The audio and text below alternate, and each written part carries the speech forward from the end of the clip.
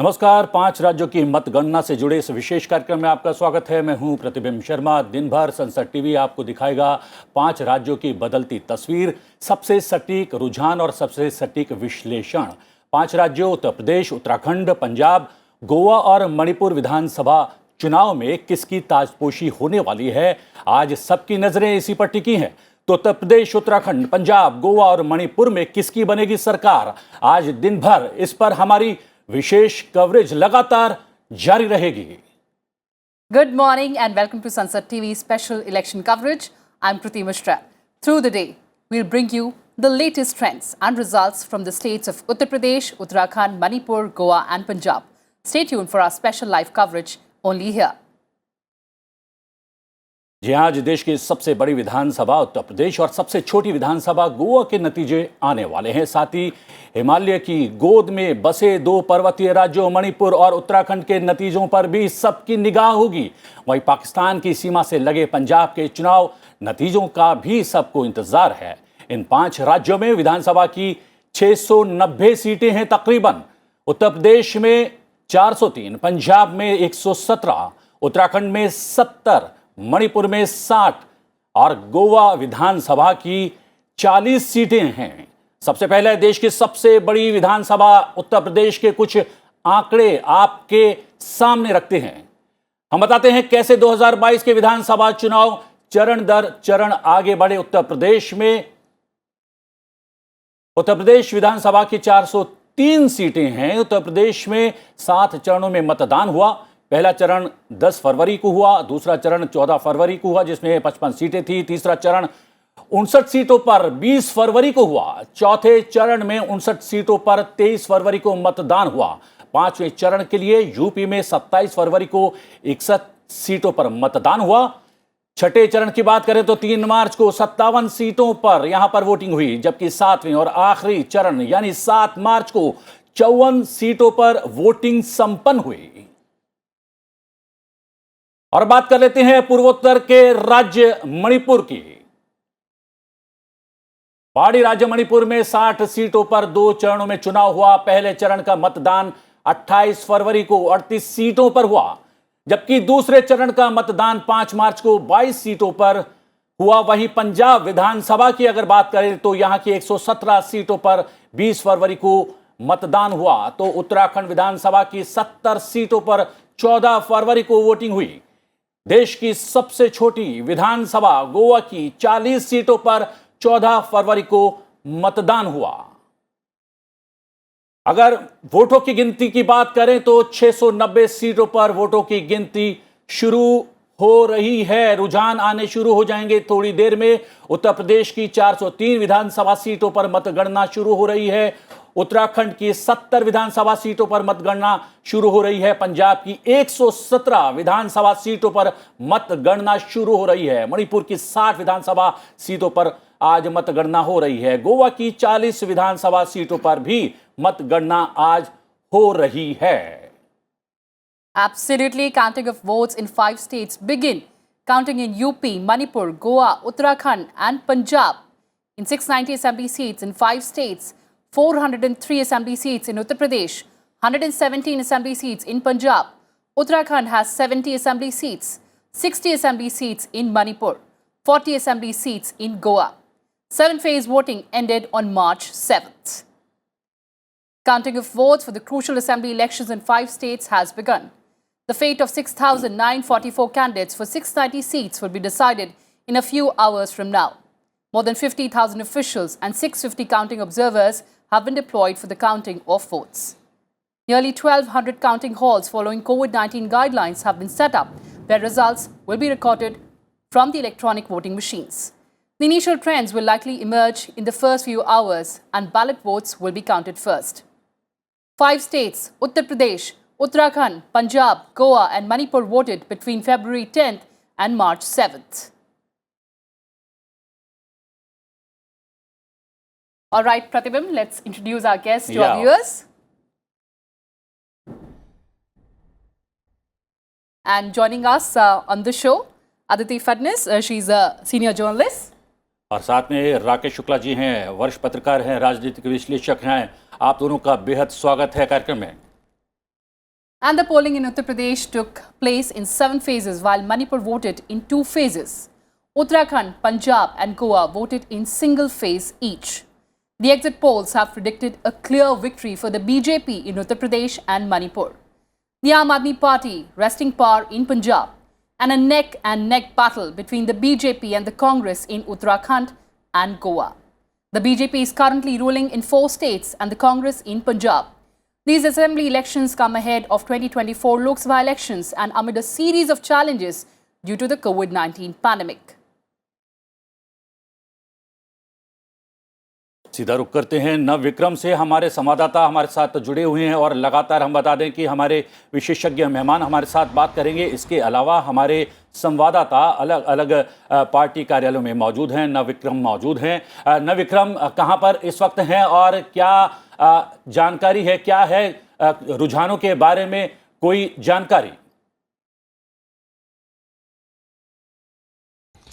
प्रतिबंब, इस समय मैं बहुजन समाजवादी पार्टी का जो दिल्ली ऑफिस है वहां मौजूद हूं और खासतौर पर सबसे पहले जिस तरीके से आपने बात की रुझानों के बारे में जानकारी, उसके बारे में बताना चाहूंगा कि प्रतिबिंब अगर हम देखें तो जो पोस्टल बैलेट की संख्या थी वो इस बार काफी ज्यादा है, तो रुझान जो है वो देर से ही आएंगे और देर शाम तक करीब 7-8 बजे तक तस्वीर क्लियर होने की उम्मीद है। और पोस्टल बैलेट की संख्या ज्यादा है, साथ ही उत्तर प्रदेश की अगर बात करें तो उत्तर प्रदेश में बूथों की संख्या काफी ज्यादा थी। तो सबसे पहले कई जिलों में करीब 15,000 से 16,000 तक पोस्टल बैलेट है, यानी बड़ी संख्या है।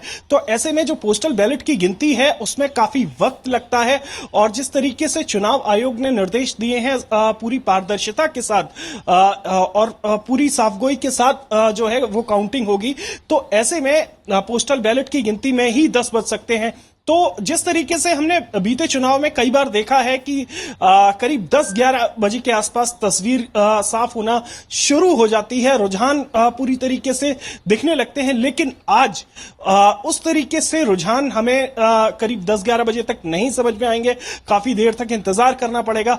निश्चित तौर पर सभी बड़ी पार्टियों के जो उम्मीदवार हैं उनकी किस्मत ईवीएम में कैद हो चुकी है और देखना होगा, उसके लिए थोड़ा इंतजार करना होगा कि पोस्टल बैलेट की पहले गिनती पूरी होगी, फिर उसके बाद ईवीएम पर गिनती होगी। जी हाँ नव विक्रम, जैसा कि आप बीएसपी ऑफिस में हैं नई दिल्ली में, हालांकि एक्शन उत्तर प्रदेश में होगा, लेकिन अगर मैं दिल्ली की बात करूं तो कुछ मूवमेंट बीएसपी ऑफिस में? कृति, अगर बहुजन समाजवादी पार्टी के ऑफिस की बात करें तो यहां अभी उस तरीके का मूवमेंट नहीं है और अक्सर हमने देखा है कि बहुजन समाजवादी पार्टी के ऑफिस में उस तरीके की गतिविधियां नहीं होती। आमतौर पर यहां पर 2019 का चुनाव हो, 2017 का चुनाव हो, अक्सर हमने देखा यहां शांति रहती है। लेकिन जिस तरीके से समाजवादी पार्टी और अगर हम खासतौर पर बीजेपी मुख्यालय की बात करें तो वहां जरूर उस तरीके की गतिविधियां होंगी, लोगों पूरे कार्यकर्ता जमा हुए होंगे, नजर टेलीविजन स्क्रीन पर होंगी, लेकिन बहुजन समाजवादी पार्टी के ऑफिस में उस तरीके की गतिविधियां अभी नजर नहीं आ रही हैं। कृति, All right, so we'll have to wait for the updates and we'll get a clear picture in just a few hours from now. Aditi, let me commence the discussion with you. Of course, we've had the exit polls. Now, the sparring is on between the political parties, whether opposition or the ruling parties. A lot of experts are also questioning the reliability and accuracy of these polls. But then tell me, as we're waiting for the results, how's the day looking for you? The day is looking very exciting and very busy. We have to, as you say, we have to wait at least till the counting starts. Even postal ballots, and postal ballots are quite numerous in number. But where exit polls are concerned, I think 12 exit polls and all 12 giving UP to BJP. Almost all 12 saying it will be a hung verdict in Uttarakhand. Many of the 12 saying that it will be a hung verdict in Goa. And most of the 12 saying that it will be that Manipur will go to the BJP. Right. On Punjab, all 12, almost all 12, I think 11 saying that Aam Aadmi Party will form the government there. So a lot of fortunes are at stake, a lot of, I mean, not just the politicians but also those who do the polling. So yeah, we have to wait and see. Absolutely, we have to wait and see. बिल्कुल। और राकेश जी, अगर बात करें, मैं exit poll पर बाद में आऊँगा, उससे पहले नवविक्रम बता रहे थे, बसपा कार्यालय के पास खड़े थे, बड़ी शांत वहाँ पर जगह लग रही थी और हमने देखा थ्रू आउट कैंपेन के दौरान भी कैंपेन बहुत शांत रही बसपा की, वोटिंग के दौरान भी बहुत शांत रही, एग्जिट पोल्स में भी बिल्कुल शांत रहा एग्जिट पोल बसपा को लेकर। लेकिन जो अंदर से खबरें आ रही थी बसपा को लेकर, इतना बुरा चुनाव लड़ा नहीं है, और विशेष रूप से उन जगहों पर जहां पर उन्होंने मुस्लिम कैंडिडेट्स उतारे हैं, वहां पर तो देखने में आया कि काफ़ी कड़ी टक्कर दी है उसने सभी पार्टियों को। आप कितने सहमत हैं?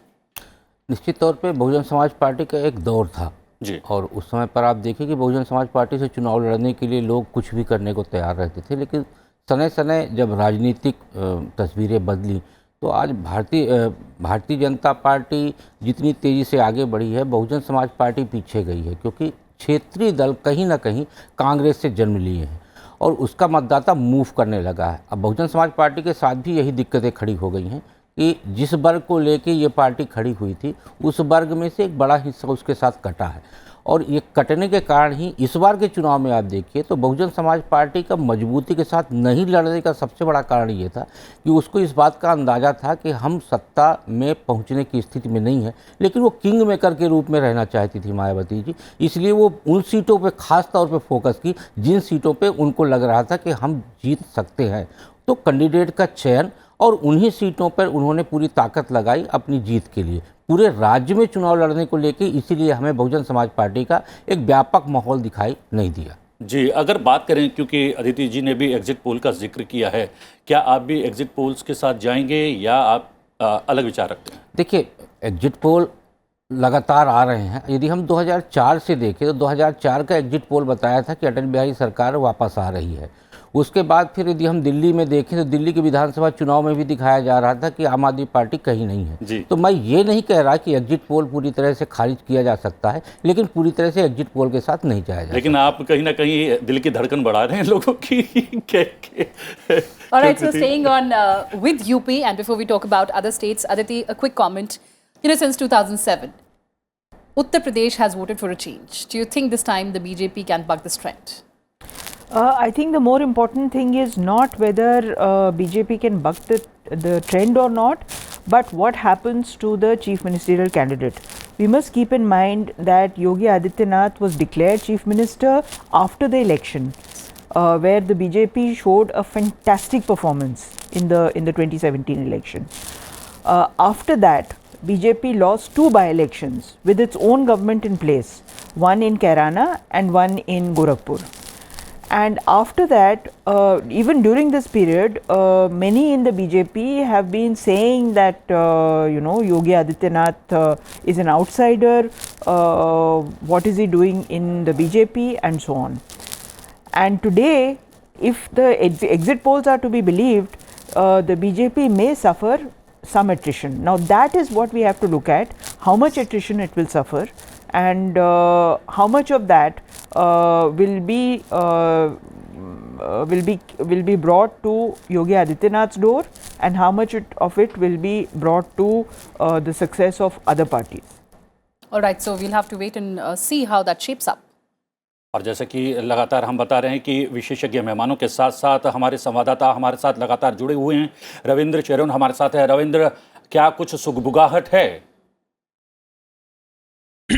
जी नमस्कार प्रतिबिंब, बिल्कुल जी शुरुआती समय है अभी और काउंटिंग ठीक 8 बजे शुरू हो गई है तमाम 5 राज्यों में जहां पर हाल ही में वोटिंग हुई थी। अभी हम लोग कांग्रेस दफ्तर में हैं, लेकिन एक डेजर्टेड लुक है यहाँ पे। अभी तो कोई ज़्यादा सुगबुगाहट नहीं है, न कार्यकर्ता हैं। हाँ, बाहर कुछ कार्यकर्ता जरूर खड़े थे जो हवन कर रहे थे, शायद डिवाइन इंटरवेंशन वो सीख कर रहे हैं कि उनके पक्ष में नतीजे आए। यहाँ पर फिलहाल कांग्रेस दफ्तर का नज़ारा ये है कि बहुत इक्का दुक्का, वो भी निचले दर्जे के नेता, छोटे दर्जे के नेता हैं, बड़े नेता अभी कोई नहीं है। राष्ट्रीय स्तर के नेता यहाँ पर अभी तक नहीं आए हैं।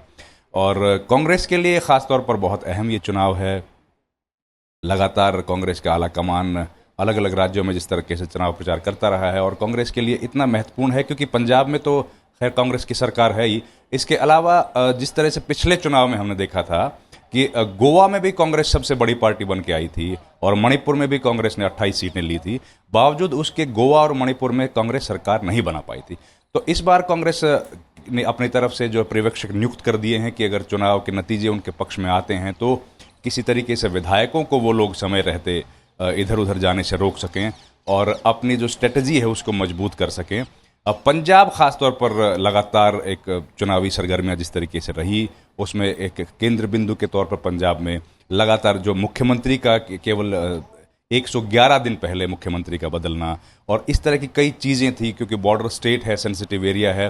कांग्रेस लगातार यही कोशिश कर रही है कि किसी तरीके से अगर पंजाब को रिटेन कर पाए, और जैसे 2014 के बाद लगातार कांग्रेस पार्टी के हाथ से हर छोटा बड़ा राज्य छटकता जा रहा है, ऐसे में किसी स्टेट को रिटेन करना कांग्रेस पार्टी के लिए सबसे ज़रूरी चीज़ फिलहाल देखी जा रही है। और इसी के लिए जो जितनी भी स्ट्रेटजी कांग्रेस बना रही है, जो प्रचार भी था, उसका मुख्य दायरा यही रहा कि जो स्टेट्स नए जीतने की कोशिश कांग्रेस करे, लेकिन कम से कम पंजाब को जो है वो रिटेन कर पाए। मुख्यमंत्री चन्नी का चेहरा उन्होंने दिया, और आमतौर पर ऐसा होता है कि कांग्रेस मुख्यमंत्री उम्मीदवार घोषित नहीं करती है, लेकिन इस बार भारी जो इन फाइटिंग थी कांग्रेस पार्टी में पंजाब में, उसके बावजूद भी उन्होंने चरणजीत सिंह चन्नी का चेहरे को आगे किया है और उसी पर दाव खेलकर वो इंतजार कर रहे हैं कि आज के नतीजे उनके किस तरीके से पक्ष में आते हैं। प्रतिबिंब। All right, so Ravindra giving us all those updates there from the Congress headquarters in the national capital. But before we move on, here's what the Chief Election Commissioner had to say on the counting process. Take a listen. देखिए, मतगणना हमेशा से ही एक बहुत ही पारदर्शिक तरीके से होती है और इसकी एक पूरी एसओपी है जिस तरह से हम इसको मतगणना को कराते हैं। मतगणना केंद्र के अंतर्गत केवल जो अधिकृत पार्टियों के एजेंट हैं वो जाते हैं, सभी पार्टियों के एजेंट वहाँ पर मौजूद रहते हैं प्रत्येक टेबल के ऊपर, और जो ऑब्जर्वर्स हम लोगों ने लगाए हुए हैं वो भी वहाँ पर पहुँचे हुए रहते हैं, जिससे किसी तरीके की भी प्रॉब्लम न हो पाए। अगर कोई भी चीज़ की शंका होती है किसी को तो ऑब्जर्वर्स के पास आप पहुंच सकते हैं और वो उसको समाधान करेगा। ये हमारी पूरी प्रक्रिया है, कम्प्लीटली ट्रांसपेरेंट है और पारदर्शक है, और प्रत्येक राउंड के बाद पॉलिटिकल पार्टीज के एजेंटों को उसकी गणना की सूची दी जाती है कि कितनी हो रही हैं। जो ईवीएम लाई जाती हैं उनके नंबरों का मिलान किया जाता है, उनके नंबरों का पूरा जो सिग्नेचर्स होते हैं सभी पॉलिटिकल पार्टीज में जब बंद की जाती हैं वो देखे जाते हैं, उसके बाद वो खोली जाती है, और स्ट्रांग रूम के अंतर्गत जो भी हमारी मशीन्स रखी हुई हैं उनकी 3 टियर सेफ्टी की जाती है, और सबके उसकी वीडियोग्राफी होती है। पॉलिटिकल पार्टी के एजेंट्स बाहर रहते हैं, वीडियो कैमरे लगे रहते हैं, तो पूर्णतया ईवीएम सेफ हैं जिनमें पोलिंग हुई है, और वो सबके सामने लाके खोली जाती हैं, जिनके दस्खत देखे जाते हैं, उसके बाद उनकी काउंटिंग होती है, और इसके अंत में जो वीवीपैट होते हैं प्रत्येक असेंबली में 5 वीवीपैट की हम गणना भी करते हैं कि कोई उसमें असंगति तो नहीं है, विसंगति तो नहीं है, और इस तरह से इसको पूर्णतया पारदर्शिकता है इसके ऊपर, और कोई भी अनाधिकृत व्यक्ति उसके अंदर प्रवेश नहीं करता है।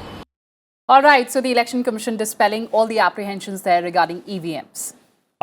उससे पहले आगे बढ़े, मैं राकेश जी एक सवाल पूछना चाहता हूं। पहले बसपा कार्यालय गए, सुगबुगाहट नहीं, कांग्रेस कार्यालय गए, सुगबुगाहट नहीं, क्या समानता आती जा रही है? क्षेत्रीय दलों के समान कांग्रेस का स्तर जाता जा रहा है, चरणबद्ध तरीके से चुनाव दर चुनाव, जिस तरीके से माहौल आ रहा है, एग्जिट पोल्स के नतीजे भी उसी कहानी को कहीं ना कहीं बयां कर रहे हैं। स्वाभाविक तौर पे देखिए तो पिछले मतलब 1-2 चुनाव नहीं, कई चुनावों से कांग्रेस पार्टी लगातार नीचे खिसक रही है, और उसका कारण चाहे जो भी हो, पर कहीं ना कहीं कांग्रेस के अंदर एक सामंजस्य का अभाव है और लीडरशिप का भी अभाव है, और बाकी दलों की अपेक्षाकृत कांग्रेस की मजबूती के साथ उभर कर नहीं कारण यही है कि कांग्रेस के कई नेता निराशा के कारण दूसरे दलों की तरफ जा रहे हैं, और जब लीडरशिप में कमजोरी होती है तो पलायन होता है, और वो पलायन का कारण बनता है पार्टी की कमजोरी का।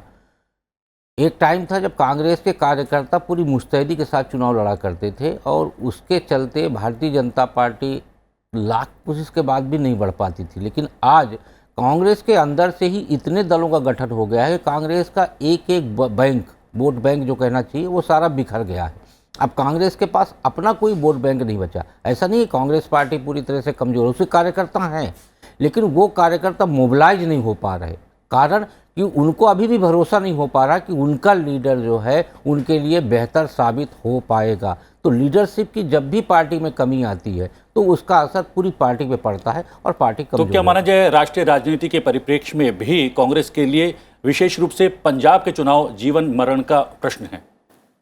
स्वाभाविक तौर पे देखिए, यदि पंजाब में कांग्रेस की बहुत अच्छी स्थितियां थी और ये माना जा रहा था कि पंजाब में इस बार पूरा जो पहले के उनके सारे समीकरण हैं वो ध्वस्त होंगे और पंजाब में कांग्रेस की वापसी होगी, लेकिन लगातार कुछ ऐसे फैसले हुए और उन फैसलों के चलते कांग्रेस के अंदर जिस तरीके का एक बड़ा मतभेद तैयार हुआ और वो मतभेद ही कांग्रेस के नुकसान का कारण बना। मतलब आपको चन्नी, हम कहते हैं चन्नी को आप सीएम घोषित किए, घोषणा करनी पड़ी आपको, और नवजोत सिंह सिद्धू और चन्नी के बीच का विवाद बिल्कुल सड़क पे सतही तौर पे दिखाई दे रहा था। अमरिंदर सिंह जी को सीधे बाहर कर देना और बाकी जो कांग्रेस के अन्य लीडर हैं उनके बीच में भी कहीं सामंजस्य नहीं दिखा। यानी कांग्रेस का जो एक बुके बना हुआ था उसके सारे एक एक फूल आप देखें तो बिखर गए और उसके चलते ही पंजाब में कांग्रेस आज तीसरे पायदान पे खड़ी हुई दिख रही है। All right, since we're talking about Punjab, let's also introduce another guest to our viewers. Joining us, Mr. IP Singh, he's Assistant Editor, Times of India, Jalandhar. Also joining us through virtual platform, Mr. Ashutosh Tripathi, he's Metro Editor, Navodaya Times. Welcome, gentlemen, to Sunset TV, and thank you so much for joining us. And Mr. Singh, coming to you, since we're talking about Punjab, the exit polls have given a lot of reasons for the Aam Aadmi Party to cheer. What is it looking on the ground right now? I'll wait for the results before commenting anything on the exit polls. We learn from the past experiences also. But of course, one thing which was very evident in this election, it was the people wanted change. And this change was not just in this election. If you look at the past two elections, one parliament, then assembly election, and three elections rather. In 2014, AAP got 24.5% votes, right? And in 2017 assembly elections, they got 23.7.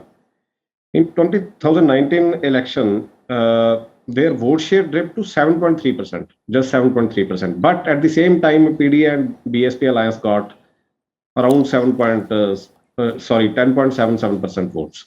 So that means 18% voters still wanted to change in 2019 also.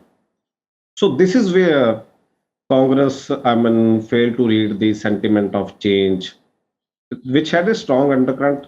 What AAP is doing or what AAP has not done, that's a different story. But it was there that the state was yearning for change. So this is where I think Congress floundered in a major way. Ashutosh जी, प्रतिबिंब बोल रहा हूँ studio से। मैं totality में जानना चाहूँगा, पांचों राज्यों की मतगणना शुरू हो रही है, रुझान आने शुरू हो जाएंगे थोड़ी देर में, लेकिन आपको क्या लगता है कुल मिलाकर वही तस्वीर रहने वाली है जो एग्जिट पोल्स की रही है, या आपकी कैलकुलेशन, आपकी असेसमेंट कुछ और कहानी बयां कर रही है? I won't be surprised if it's a hung assembly. I won't be surprised by that also. IP Singh ji, ये सवाल आशुतोष त्रिपाठी जी से है। आशुतोष, आपको आवाज आ रही है हमारी? बिल्कुल बिल्कुल जी।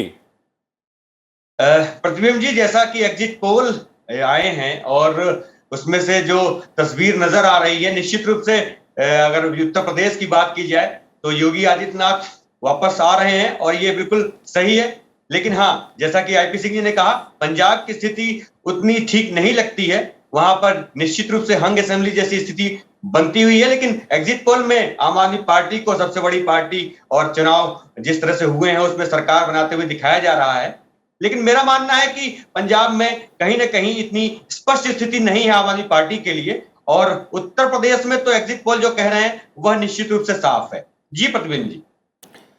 मैं एक सवाल अदिति जी आपसे पूछना चाहूँगा, पंजाब के परिप्रेक्ष्य में भी और आम आदमी पार्टी के परिप्रेक्ष्य में भी, अगर नंबर एक पार्टी पंजाब में आम आदमी पार्टी आने में कामयाब हो जाती है, गोवा में दूसरा या पायदान, उत्तराखंड में भी दूसरे पायदान पर अगर रहती है, तो क्या माना जाए राष्ट्रीय राजनीति में एक विकल्प के तौर पर भी उभरती हुई नजर आएगी अगर इस तरीके के परिणाम आते हैं तो?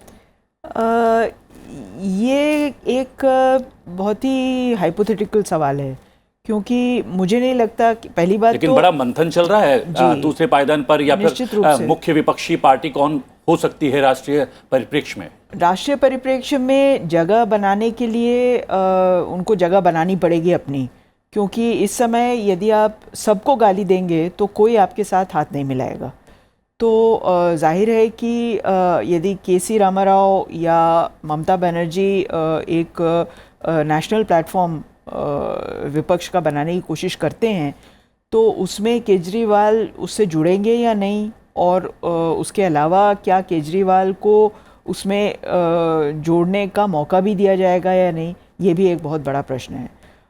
क्योंकि मेरे ख्याल से जिस तरह का रुख आम आदमी पार्टी ने अपनाया है उससे सभी लोग उनसे थोड़ा सा सहमे हुए रहते हैं, थोड़ा सा डरते हैं। पता नहीं कल को पलट के क्या बोल जाएं वो, और किसकी पीठ में खंजर लेकिन ये तो भोंक लें। बात है, ना तो परमानेंट कोई दोस्त होता है ना कोई शत्रु होता है राजनीति में। परमानेंस की का सवाल नहीं है। आपको पहले ये निर्णय करना पड़ेगा कि आप विपक्ष में हैं या आप भारतीय जनता पार्टी की बी टीम के रूप में उभर के आ रहे हैं। तो जो नॉन कांग्रेस तो खैर वैसे भी हम लोगों ने देखा कि कांग्रेस का धीरे धीरे पतन तो नहीं कहना चाहिए, लेकिन धीरे धीरे उनकी जड़ें उखड़ रही हैं। लेकिन भाजपा तो पूरी तरह से जमी हुई है वहाँ पर। और अब देखिए दिल्ली में म्यूनिसिपल इलेक्शन होने वाले हैं, तो उसमें भी नहीं होने वाले, अभी थोड़ा सा वक्त है, शायद टाल दिए गए हैं, और इस बात को लेकर भी आम आदमी पार्टी की तरफ से कुछ प्रतिक्रिया आ रही है। राकेश जी, क्या आप सहमत हैं अदिति जी की बात से कि अभी तो चुनौती बहुत कड़ी है आम आदमी पार्टी के लिए, अगर ऐसे रिजल्ट्स आते भी हैं तो भी? हाँ, मैं अदिति जी की इस बात से पूरी तरह सहमत हूँ कि राजनीति में विश्वसनीयता बड़ा मायने रखती है, और अरविंद केजरीवाल जी के साथ जो सबसे बड़ी कमी है वो यही है कि राजनीतिक विश्वसनीयता का अभाव है। और इसी के चलते जो अदिति जी ने कहा ये बिल्कुल सही बात है कि जो नया गठबंधन बनेगा गैर भाजपा और गैर कांग्रेस का, उसमें केजरीवाल जी अपनी पोजीशन जरूर देखेंगे। और आज की डेट में जो गठबंधन का स्वरूप सामने आ रहा है उसमें केजरीवाल जी की पोजीशन दिखाई नहीं दे रही, क्योंकि उसमें दो बड़े चेहरे सामने आ रहे हैं, ममता बनर्जी जी का और शरद पवार जी का। ऐसी स्थितियों में यदि उनको लगेगा कि हमारी पोजीशन ठीक नहीं है तो केजरीवाल उनके साथ जाने से परहेज करेंगे। All right, since we're also talking about Punjab, Mr. Singh, coming back to you. Since we're talking about the Aam Aadmi Party, the Congress Party in Punjab, talking about the BJP as well, the BJP is still hopeful that it will be able to spring a surprise in Punjab, better its tally. It has also given a slogan, Navan Punjab, Bhajpa de Naal. What is the resonance on the ground there? You see, BJP was fourth party and it will be a fourth party, that's very clear, despite all the alliance it had with Mr. Amrinder Singh and Sukhdev Singh Dhinsal and Shromani Akali Dal Sanyukt. But it will be it had, you see, let's be fair to it, it was contesting just 23 seats in alliance with the Akali Dal. So this the party doesn't have any strong presence in rural areas, mainly centered around urban areas. So, if there will be any surprise, I mean, it will perform very good, then it should touch the 2-digit figure. I mean, that is the maximum we should expect from them. RP Singh ji, एक सवाल मैं भी पूछना चाहूँगा, चूँकि परिप्रेक्ष्य हम लेते हैं पिछले चुनाव का, 2017 की बात करें तब भी बहुत हाइप हुआ था और माना जा रहा था कि शायद आम आदमी पार्टी नंबर 1 पार्टी बनकर उभरे, लेकिन ऐसा हो नहीं पाया था। लेकिन ये बात भी ठीक है कि उस दौरान भी दूसरे नंबर की पार्टी बनने में सफल रही थी। तो क्या चीज़ें वैसी हो सकती हैं जैसी 2017 में हुई थी, या फिर आपको लगता है कि कुछ तो बदलाव आने वाला है? You see, yearning for change is there, but it also won't be surprising if results remain almost the same. Or maybe some shift will be there. Congress is very down. Which last time was strong, right? But Congress was also strong. This time, if Congress, whatever space Congress loses, it will be its own doing. If Congress survives somehow, it won't be due to the reason that what it has done, but despite whatever it has done. जी, सीधा चलते हैं BJP office, वहां पर मौजूद हैं अखिलेश सुमन, हमारे संवाददाता। अखिलेश जी, क्या वहां की तस्वीर कुछ अलग है कांग्रेस और बसपा के कार्यालयों से? निश्चित तौर पे बीजेपी के कार्यालय में हमेशा एक अलग तस्वीर होती है और खास करके जो व्यवस्था होती है पत्रकारों के लिए, या तो काउंटिंग डे हो या पोलिंग डे हो, एक विशेष व्यवस्था ये लोग करते हैं। इस मामले में आज भी वही स्थिति है। बीजेपी के जो सेंट्रल कार्यालय में मैं हूं और वहां तरह तरह के कियोस्क बनाए गए हैं। तकरीबन सभी मीडिया जो हाउस है उन सब के लिए एक एक छोटा छोटा कियोस्क दिया गया है ताकि वे गेस्ट से बात कर सके, अपने भी लाइव कर सके। तो इस तरह से बीजेपी ने इस काउंटिंग के मद्देनजर रखते हुए काफी अच्छी व्यवस्था की है, इस बात में कोई संदेह नहीं है। लेकिन उसके अलावा यह भी है कि जो बीजेपी के प्रवक्ता हैं वे भी वहां कई मौजूद हैं, जिसको चाहिए, अगर बाइट चाहिए, जिसको अगर लाइव में बिठाना है, उसकी भी व्यवस्था उन्होंने की है। और जो सबसे महत्वपूर्ण बात यह है कि देखिए बीजेपी के लिए बहुत ही अहम चुनाव है और 2014 में प्रधानमंत्री नरेंद्र मोदी के सत्ता में आने के बाद उत्तर प्रदेश में दूसरा चुनाव हो रहा है। 2017 में पहला हुआ, 2022 में दूसरा हुआ। तो 2017 में जो स्थिति आपने देखी थी उत्तर प्रदेश में, 2022 में उस स्थितियों में थोड़ा परिवर्तन है। कई तरह के नए नए मुद्दे सरफेस हुए हैं। तो यह काफी चुनौतीपूर्ण जो कह सकते हैं कि चुनाव बीजेपी के लिए है और बीजेपी इस मामले में कोशिश कर रही है। और इस मामले में पूरे चुनाव के दौरान आपने देखा कि प्रधानमंत्री नरेंद्र मोदी हो या गृह मंत्री अमित शाह हो, सारे लोगों ने पूरे प्रयास किए हैं और तकरीबन जितने तरह के सवाल उठते उन सारे सवालों को उन्होंने खड़ा किया है। उसके अलावा जो अगर आप देखें मणिपुर, जो सबसे पूर्वोत्तर में जो चुनाव हो रहा है, मणिपुर में भी बीजेपी की अभी सरकार है और मणिपुर में भी बीजेपी इस बार फिर कोशिश कर रही है कि और इस बार मणिपुर में बीजेपी का कह सकते हैं कि पूरा प्रयास रहा है चुनाव के दौरान कि मणिपुर में फिर से सरकार बन जाए। हालांकि वहां मल्टी कॉर्नर कंटेस्ट है, बीजेपी को मल्टी कॉर्नर कंटेस्ट करना पड़ रहा है। उसी तरह से गोवा में भी स्थितियां, अगर कहें कि गोवा में भी स्थितियां तकरीबन बदली हुई लग रही है। जिस तरह से 2017 में था, उसके बाद से फिर खास करके मनोहर पर्रिकर के निधन के बाद गोवा में एक सेंट्रल फिगर का अभाव बीजेपी को झेलना पड़ रहा है। और पंजाब की बात आप सुनी रहे, लगातार पैनलिस्ट से बात कर रहे हैं, तो कह सकते हैं कि बीजेपी के लिए यह काफी रोचक, काफी चुनौतीपूर्ण। और उसके अलावा बीजेपी ने जो जो मुद्दे पूरे देश में उठाए, जिन जिन मुद्दों को उन्होंने एड्रेस किया, चाहे वो कोरोना का मुद्दा हो, चाहे वो समग्र जो कोरोना पीरियड में जिस तरीके की मदद की जा सकती है वो सारे मुद्दे हो, या फार्मर्स इशू हो, या आर्थिक विकास का मुद्दा हो, इंफ्रास्ट्रक्चर डेवलपमेंट का मुद्दा हो, ये सारे मुद्दे देश के सामने हैं। और बीजेपी को इन मुद्दों को सामने रख के अपना कह सकते हैं कि अपना पोजीशन साबित करना है। किस तरह से जनता ने उन मुद्दों को लिया है, किस तरह से जनता ने उन मुद्दों को स्वीकार किया है और बीजेपी ने जो काम किए हैं किस तरह से जनता ने उनका समर्थन किया है। तो काफी रोचक चुनाव है बीजेपी के लिए, खासतौर पर प्रतिदिन। जी हाँ अखिलेश, जैसा कि आप बता रहे हैं कि वोटों की गिनती तो जारी है, लेकिन अगर हम एग्जिट पोल्स की बात करें तो उसने काफ़ी रीजंस दिए हैं बीजेपी को खुश होने के लिए। लगातार हम देख रहे हैं कि 2014 के बाद जब भी चुनाव के रिजल्ट्स आते हैं कई किलो लड्डू आ जाते हैं बीजेपी ऑफिस में। इस बार भी अगर हम एग्जिट पोल्स की बात करें, हालांकि रिजल्ट्स कुछ देर में साफ हो जाएंगे, उत्तर प्रदेश, मणिपुर और जहां जहां ऑलरेडी बीजेपी की सरकार है वहां पर भी हंग असेंबली और कहीं ना कहीं ये इंडिकेशन भी हो सकता है कि वहां पर दोबारा भी बीजेपी की सरकार बन जाए। ऐसे में कितना एक्साइटमेंट बीजेपी हेडक्वार्टर्स में? हाँ देखिए, बीजेपी हेडक्वार्टर्स में और खास करके बीजेपी की जो परंपरा रही है उसमें उन्होंने चुनाव को काफी उत्सव के रूप में लिया है। बीजेपी के जितने चुनाव मैंने कवर किए हैं, पूरे देश के तकरीबन सभी राज्यों के चुनाव मैंने कवर किए हैं कृति, और मैंने हमेशा देखा है कि जो लोकतंत्र का उत्सव होता है बीजेपी ने हर चुनाव को लोकतंत्र के उत्सव के रूप में बनाया है। और चाहे वो चुनाव, भले ही चुनाव में उनको शिकस्त हासिल करनी पड़ी हो, लेकिन उत्साह, बीजेपी के उत्साह में कभी कोई कमी नहीं आती। और चुनाव में शिकस्त को भी बहुत ही वीरता से, बहुत ही बहादुरी से वे स्वीकार करते हैं और अगले बार फिर उसकी समीक्षा करते हैं और फिर से उसको दुरुस्त करने की कोशिशें करते हैं। तो इस मामले में बीजेपी में भी आज भी तकरीबन वैसा ही माहौल है। अभी लड्डू, निश्चित तौर पे अभी लड्डू नहीं आया है क्योंकि अभी शुरुआत ही हुई है मतगणना की। उत्तर प्रदेश में शुरू हो चुकी है लेकिन मणिपुर में 8:30 बजे से शुरू होना है। इस तरह से धीरे धीरे, लेकिन माहौल बीजेपी में जो होता है, जो परंपरागत माहौल रहा है बीजेपी का, उत्सवपूर्ण माहौल, पत्रकारों की सरगर्मियां, कार्यकर्ताओं की सरगर्मी, प्रवक्ताओं का आना जाना और पूरे बीजेपी में व्यवस्था, चाक चौपन, निश्चित तौर पे बीजेपी में आज भी वही माहौल है, उसी उत्सव का वातावरण है। कृति। All right, Aditi, as our correspondent is telling us, the exuberance at the BJP headquarters. Post 2014, we've been seeing that astute election management. Probably, do you think that is the reason that the BJP is winning states after states? Oh, certainly. It's a very, very important reason. First of all, BJP has the organization.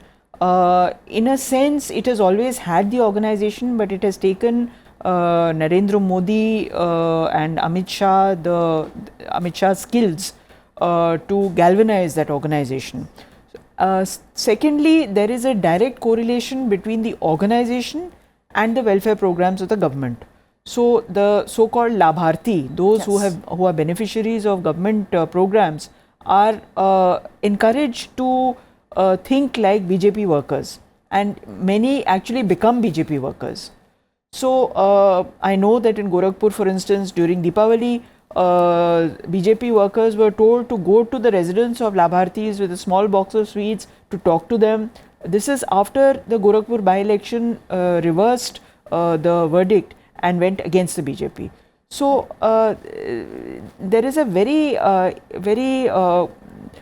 strong organizational backbone to the BJP, and that always works to its advantage. All right, let me take that to Ashutosh Tripathi. Mr. Tripathi, as we're talking about Uttar Pradesh, and we're saying it's all about delivery of goods and services and also the popularity of the leadership of the BJP, whether central or the state. How is it looking on the ground? What are the factors, if at all, the exit polls were to become true today? What are the factors in favor of the BJP in Uttar Pradesh?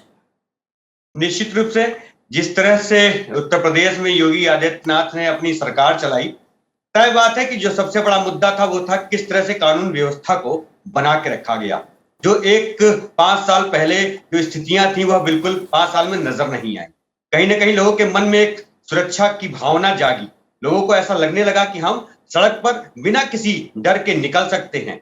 जो एक बहुत बड़ी बात कही जा रही है कि बहु बेटियां सुरक्षित हैं, निश्चित रूप से घर के भीतर महिलाओं के मन में यह भावना काम कर रही थी। वो निश्चित रूप से एग्जिट पोल में उसका प्रतिबिंब नजर आ रहा है। और इसके साथ जो सबसे बड़ी बात है वो उत्तर प्रदेश के लिए अगर कही जाए तो आप देखेंगे कि जो बहुत सालों से मुद्दा बना चला आ रहा था अयोध्या जी में मंदिर का निर्माण, तो वो निश्चित रूप से हो रहा है। इसके साथ ही काशी में जो विश्वनाथ मंदिर का विशेष भव्य कॉरिडोर तैयार किया गया है, निश्चित रूप से एक बड़ी भावना को वहां पर पैदा किया गया। और जो वहां का जनमानस है, मतदाता है, उनको जो योजनाएं हैं उनका लाभ तो मिल ही रहा है, चाहे वो केंद्र सरकार के माध्यम से मिल रहा हो या फिर उत्तर प्रदेश सरकार के माध्यम से मिल रहा हो। लेकिन इसके साथ ही जो एक जन भावना काम कर रही है वो कहीं ना कहीं राष्ट्रवाद की भावना है, वो एक सनातन धर्म को लेकर आगे बढ़ने की भावना है। और गेरुआधारी जो मुख्यमंत्री हैं उनकी छवि जो है एक अलग तरह से काम करती हुई दिखाई दी है, जिसके रिजल्ट सामने कुछ ही देर में आ जाएंगे। जी हाँ, सीधा रुख करते हैं। सूरज मोहन झा आम आदमी पार्टी के कार्यालय में मौजूद हैं। सूरज, जिस तरीके से एग्जिट पोल्स बता रहे हैं आम आदमी पार्टी की तस्वीर जो रहने वाली है मतगणना के बाद, तो क्या कार्यालय में वहां पर कुछ आपको लग रहा है गहमा गहमी वहां पर नजर आ रही है, वो रिफ्लेक्ट कर रही है जो एग्जिट पोल के नतीजे दिखा रहे हैं? शुरुआती रुझान है 45 सीटें उत्तराखंड के अंदर कम से कम कांग्रेस की आई। बिल्कुल, अगर हम केंद्रीय कार्यालय आम आदमी पार्टी के ऑफिस की बात करें प्रतिबिंब, तो यहाँ पे विशेष तैयारियां ऐसे की गई हैं जैसे रिजल्ट उनको पता है कि पंजाब आम आदमी पार्टी जीतने जा रही है। बैलून से पूरे कार्यालय को सजाया गया है और तमाम तरह की व्यवस्थाएं यहाँ पर की गई है दोपहर बाद जीत का जश्न मनाने को लेकर। और यहाँ पे पदाधिकारी अभी कार्यालय में आने हैं, बड़े नेताओं का भी थोड़ी देर में आना शुरू हो जाएगा। और जिस तरह से एग्जिट पोल ने एक बहुत बड़ी जीत पंजाब में आम आदमी पार्टी के लिए प्रेडिक्ट की है, और शुरुआती रुझान में भी हम जिस तरह से देख रहे हैं, अभी खैर बैलेट पेपर की काउंटिंग हो रही है, उसमें जो जिस तरह से आम आदमी पार्टी ने बढ़त बनाई है, तो ऐसा लग रहा है कि जो एग्जिट पोल है वो सही साबित होगा। लेकिन अभी ये कहना शुरुआती तौर पर जो है जल्दबाजी होगी प्रतिबिंब। लेकिन कार्यालय की अगर हम बात करें तो यहाँ विशेष तैयारी की गई है और ऐसा लग रहा है कि जीत की जो खुशबू है वो आम आदमी पार्टी के केंद्रीय नेतृत्व को लग चुका है। और जिस तरह से हमने पिछली बार देखा था प्रतिबिंब की 3 जो क्षेत्र है पंजाब के, मालवा, माझा और दोआब में, तो माझा और दोआब में आम आदमी पार्टी कुछ नहीं कर पाई थी। मालवा में उसे अच्छी खासी सीटें मिली थी, लेकिन इस बार जिस तरह से उम्मीद जताई जा रही है कि तीनों क्षेत्रों में, तीनों हलकों में पंजाब में वो अच्छा करने जा रही है। तो अभी थोड़ी देर बाद हमें ये क्लियर हो जाएगा कि किस तरह के नतीजे आ रहे हैं। लेकिन शुरुआती रुझानों के हिसाब से अगर हम प्रतिबिंब बात करें तो आम आदमी पार्टी ऐसा लग रहा है कि पंजाब में सरकार बनाने जा रही है। प्रतिबिंब। All right, so those were the updates from the headquarters of the Aam Aadmi Party in the national capital. Let me take that to Mr. IP Singh. Mr. IP Singh, you were talking about Punjab and you were also talking about the negatives of the Congress party, but we also have to factor in the positives of the Aam Aadmi Party. What is it? Is it the curiosity on the Delhi model? You've of course said that people are vying for change. But talking about Aam Aadmi Party, what do you think is the biggest factor in their favor? The biggest factor is, it's a most organized, well-organized election fighting machine. Then aggressive marketing of Delhi model and failure of the opposition to counter them on most of the things. That's the basic factor that Aam Aadmi Party is able to. We should also not forget about the impact of the farm movement. During this farm movement for over a year, this discourse by the farm groups was usually about change, against traditional parties. So that built that ground. Even as the farmers or the farm groups, they didn't appear much as a factor in the election. But I was able to encash upon that also quite smartly. Their social media presence was also ahead of others, much ahead of others. So that way their campaigning was much more organized, and they didn't put themselves at a very high pedestal on a very high moral ground, some ideal politics. They encashed upon that they could realize that people wanted to change, and they came up with this slogan, Ek Mauka. For that, one chance was first they demanded for Kejriwal without projecting any CM candidate, and after farm groups made it clear that they won't be having any alliance with the AAP. So then only option left with Mr. Kejriwal was to announce Mr. Bhagwant Mann's name. So this is how it happened. Their campaigning was very cohesive, very centralized, and it seems that they were not monitoring things or tweaking their campaign on day-to-day basis, but perhaps on hourly basis. So this is how they were doing. This is how they could gain on weaknesses of others, while others couldn't expose their weaknesses much. All right, you're talking about campaigning, Mr. Singh. I'm also reminded of former Chief Minister Amrinder Singh here. He was, it was often said that he is very unapproachable. But this time during the campaign, we saw that he also worked very hard at the hustings. Will it make an impact? What is the future there? You see, the mandate Mr. Amrinder Singh got in 2017 was massive. It was for the first time that Congress had projected a CM candidate. Then 77 seats. Then after further by-elections, they got 80 seats in their kitty. He had a very strong government and a very weak center from the party. So he was not being much questioned by the party high command. They couldn't control him. It was mainly his responsibility to deliver. Had he worked so hard in the last 4.5 years during his tenure, things would have been much, much different. He wouldn't have been removed. There was no need. It shouldn't be, it's not the case that he was removed suddenly. This was brewing up within the Congress 2 years before that. At least there was discontentment among the MLAs, and the MLAs were facing heat from the ground. So this is how it reached there. He worked hard in these elections, and I believe his main interest was to see Congress losing. He was very clear on that he would take revenge to ensure that Navjot Sidhu gets defeated. And we also saw there that toughest seat for any candidate, in terms of his enemies or foes at the one seat, it was Amritsar East, from where Mr. Sidhu is contesting. So all were attacking him on that count. Rakesh ji, मैं उत्तर प्रदेश के परिप्रेक्ष्य में पूछने चाह रहा था, लेकिन जिस तरीके से हमारे सहयोगी ने बताया कि उन क्षेत्रों में भी पंजाब में अच्छा कर रही है जिन क्षेत्रों में पिछले विधानसभा चुनाव में अच्छा नहीं कर पाई थी, तो क्या माना जाए पिछले चुनाव में एक गलती ये हो गई थी, चेहरा नहीं दिया था मुख्यमंत्री का पंजाब में आम आदमी पार्टी ने, इस बार ये गलती नहीं दोहराई गई? नहीं, मुझे लगता है कि पंजाब में आम आदमी पार्टी के बढ़ने की जो सबसे बड़ी वजह थी वो है बदलाव का विश्वास और विकल्प की तलाश। वहाँ का मतदाता अकाली दल को बिल्कुल स्वीकार नहीं कर रहा, और कांग्रेस में जिस तरीके का घमासान मचा हुआ है उसके चलते कांग्रेस के प्रति भी उसके मन में कहीं ना कहीं अविश्वास की भावना पैदा हुई है। भारतीय जनता पार्टी और अमरिंदर सिंह जी का जो गठबंधन है वो ज़्यादा सफल इसलिए भी नहीं हो पाया क्योंकि कहीं ना कहीं वहाँ के मतदाता के मन में एक डर सता रहा होगा। अभी तो रुझान शुरू हो रहे हैं, सफल नहीं हो पाया कहना तो अभी बहुत जल्दबाजी हो जाएगा। मैं बोल रहा हूँ कि अभी जी मतलब अधिक सारी सीटें, इसलिए मुझे लगता है जो रुझान से आया उसके हिसाब से कि मतदाता के मन में एक डर रहा होगा कि कहीं ऐसा ना हो कि भारतीय जनता पार्टी और अकाली दल के बीच में फिर से एक गठबंधन हो जाए, क्योंकि इनका बहुत पुरानी दोस्ती है। और ऐसे में मतदाता सीधे तौर पे एक नए विकल्प की तरफ गया और वो विकल्प उसको आम आदमी पार्टी का दिखा। All right, Aditi, since we're talking about Punjab and we're talking about alliances between the BJP and the SAD earlier and now the SAD and the BSP, will it have any traction on the ground? It's hard to say, but I think the mystery of this election will be the mystery of what happened to Amrinder Singh. This is a man who, despite being a Maharaja, managed to get 77 seats, unprecedented, as Mr. Singh said, unprecedented for the Congress. After that, the Congress has not lost any by-election, the Congress has not lost any local election, panchayat or municipal. And then you create a situation where Amrinder Singh is pushed out of the party and he ties up with BJP. Now the question in my mind is, why was Amrinder Singh so successful in the Congress? And why is he? We have to wait for the results, but Yes. the election, but the exit polls are not even mentioning Amrinder Singh. Right, right. So we have to ask ourselves what happened. What happened to this man who was seen as the great white hope of the Congress just months before the elections were declared, and dwindled into nothingness as soon as he left the Congress. Aditi, you're making a very crucial point there. Let me take that to Mr. Singh. Mr. Singh, Aditi says here that what happened to Amrinder Singh? We need to answer that question first.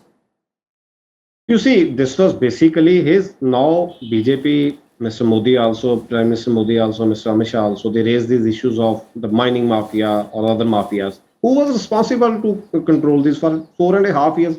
And we had a very strong chief minister. We should never forget that he was a second-time chief minister. He had a good experience in administration, and he was known for his decision making and to stay firm on his decisions. But he couldn't. I mean, buck stops at the chief minister. If mafia is not controlled, if things are not being delivered, if corruption is not being controlled. Now he says that MLAs of the Congress or some ministers were also involved into illegal things like mining. So who was responsible for stopping that? Who had stopped him from taking action on that? I mean, you can't pass the buck to others. And when we know that High Command was not weak before him, and he was a national level leader. And I will also like to answer a bit the question earlier asked, that why Amrinder Singh is not succeeding now. Basically, or BJP won't succeed much here. Basically, it's the demography of Punjab. Answer is there. If you look at the Pew report in 2019, they had also shown that most of the Sikh voters went for Congress. BJP couldn't get very popular among Sikhs. It's still seen largely as a Hindu party as is in the rest of the country. Sikhs had a lot of disaffection with Congress after 1984. But this was performance of or non-performance of Mr. Badal. That, you see, we should never forget that Congress was reduced to just 14 seats in 97 out of 107 total. Yes. Just 14 seats. And in 1998 parliament elections, Congress lost all 13 seats. This was where Congress was standing in Punjab, but it was then in 99, Mr. Sukhbir Singh Badal lost even his own parliamentary seat. So, I mean, this is the performance of the parties. It was mainly the performance or non-performance or the issues with Akali Dal led by Badal that AAP could gain ground in Punjab. जी, और सबसे बड़ी बात ये है सिंह साहब, they came into 17. उस चुनाव और इस चुनाव के मध्य एक बहुत बड़ी घटना घटी है किसान आंदोलन को लेकर, और आशुतोष त्रिपाठी हमारे साथ बने हुए हैं, और आशुतोष जी से अभी तक केवल हम उत्तर प्रदेश के संदर्भ में बात कर पाए हैं। पंजाब की बात करें तो क्या जो सवाल मैंने राकेश जी से पूछा था कि क्या मुख्यमंत्री का चेहरा देना वो कहीं ना कहीं लाभ की स्थिति दिलवा रहा है आम आदमी पार्टी को, एक बात, और दूसरा आंदोलन का जो लाभ, क्योंकि हमने देखा कि इस पूरे आंदोलन के साथ कांग्रेस खड़ी थी, या कह सकते हैं कि शुरुआती दौर में उसने ही इस पूरे आंदोलन को हवा दी थी, लेकिन बावजूद इसके लाभ होता दिख रहा है आम आदमी पार्टी को। जी प्रतिबिंब जी, जैसा आपने कहा, पहले नंबर पे तो जवाब ये है कि निश्चित रूप से चेहरा देना काफी काम किया है, क्योंकि चेहरा आप जानते हैं कि पंजाब में चेहरा कैसा होना चाहिए। निश्चित रूप से सरदार की एक छवि वहां पर है और सरदार चेहरा देना उनके लिए काफी लाभप्रद रहा है, और चेहरा देने के बाद काफी उनके मूवमेंट में और काफी उनके जो प्रचार प्रसार में काफी तेजी आई। इसके साथ ही उनको एक जन समर्थन जो मिलता हुआ दिख रहा था वो बढ़ा, लेकिन अब कितना वो बढ़ा, क्या वो पिछले चुनाव के मुकाबले दुगना हो जाएगा, 3 गुना हो जाएगा, यह कहना मुश्किल है, लेकिन चेहरा देने का लाभ उनको मिला। दूसरा, जहां तक किसान आंदोलन की बात है, तो निश्चित रूप से दिल्ली के सीमाओं पर जो किसान आंदोलन चल रहा था, उसमें पहले दिन से ही आम आदमी पार्टी ने अपने आप को किसानों के साथ खड़ा रखा था, चाहे वो विभिन्न तरीके की मदद हो या फिर उनके लिए वहां पर राशन की व्यवस्था हो या फिर दूसरी संसाधन जो भी रहे हो, उसको मुहैया कराया था। खुद डिप्टी सीएम वहां जाके बार बार सभाएं करते थे, किसानों के पक्ष में अपनी बात रखते थे। तो कहीं ना कहीं पंजाब के किसानों का ही वह आंदोलन था, और उस दौरान जिस तरह से आम आदमी पार्टी ने किसानों का साथ दिया, उसका भी बड़ा फायदा चुनाव में दिखता नजर आया। जी। All right, let's also talk about other states, Pratibim. Aditi, let's talk about Manipur. Again, the exit polls are in favor of the BJP.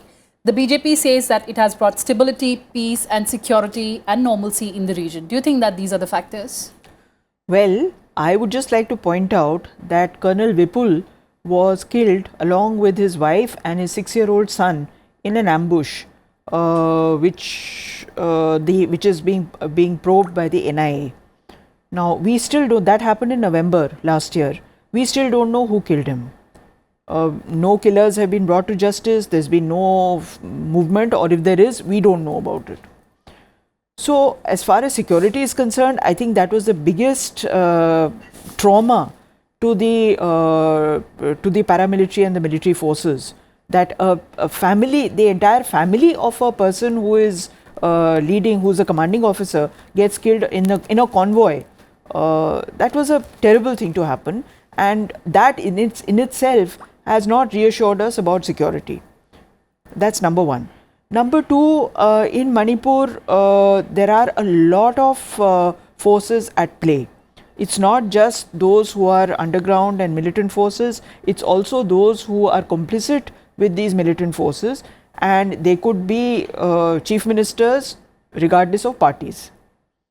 So now we have to see why the BJP is being given such a huge majority by the exit polls, because to my mind, apart from the health infrastructure and so on, Manipur is not really has not really progressed that much, and we have seen a lot of crossing of floor by from both Congress as well as from BJP, but also to other parties, non-Congress and non-BJP. Trinamool Congress is and Janata Dal United are players there as well.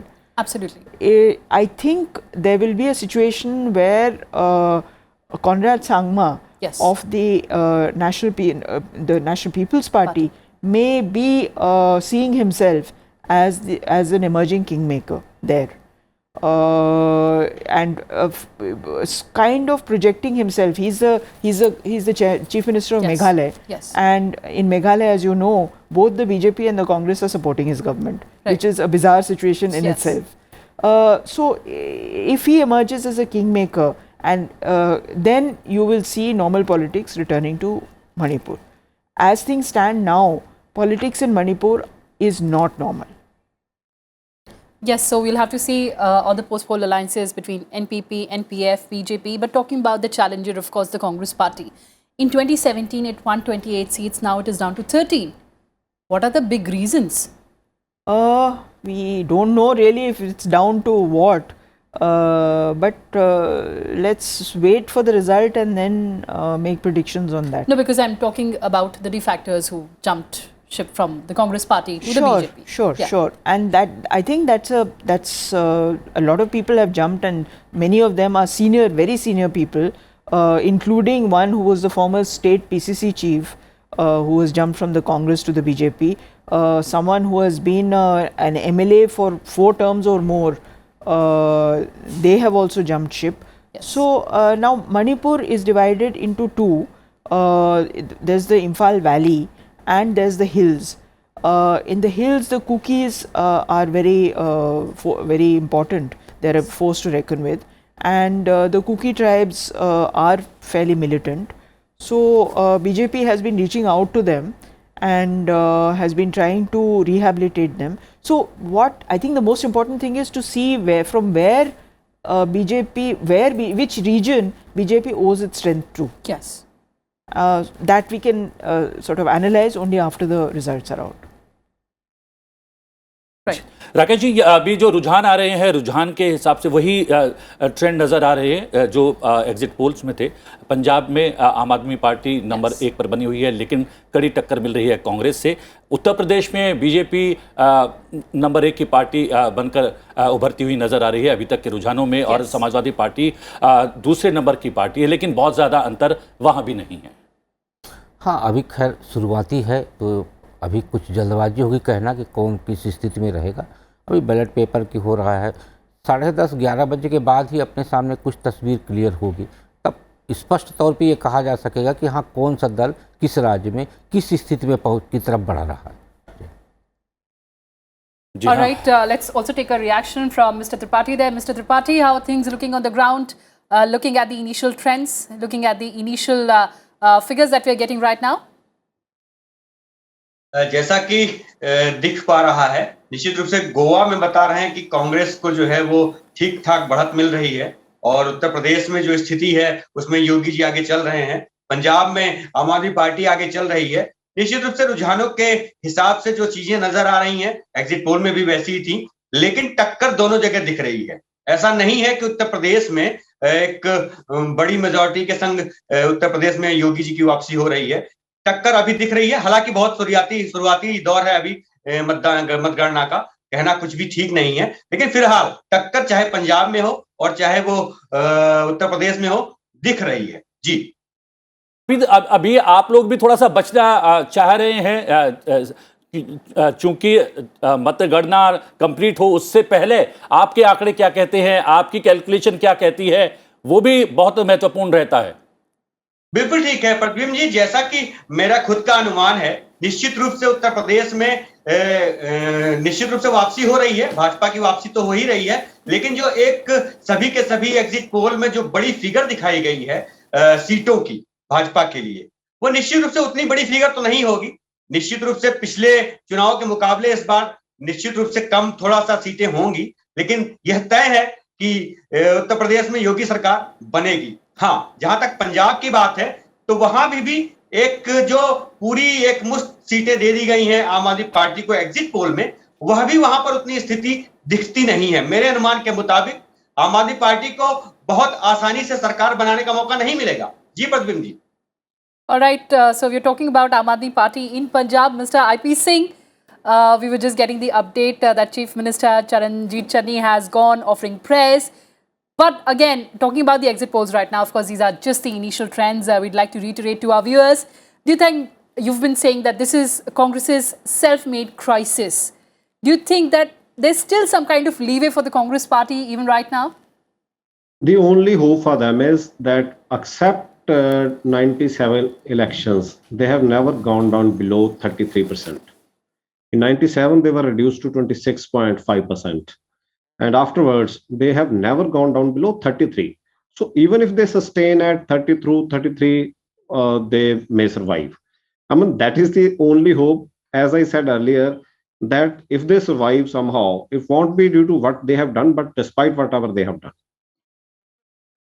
All right, so thank you so much for... Yes, I mean, if they maintain their minimum vote share, then they can pull through. All right, so we'll have to see what this day offers to the Congress party in Punjab and in other states as well. But on that note, thank you so much for joining us, Mr. Ashutosh Tripathi and also Mr. IP Singh. And let's cut across to our correspondent, Navikram, who's joining us from the BSP headquarters in the national capital. Navikram, अभी क्या latest हो रहा है, क्या initial trends आ रहे हैं, किस तरह का माहौल?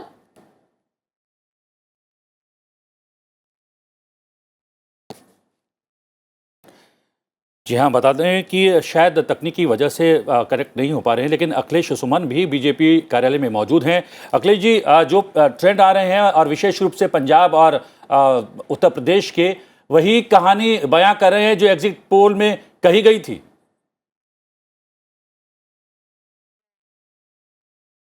अखिलेश जी, आवाज सुन रहे हैं मेरी?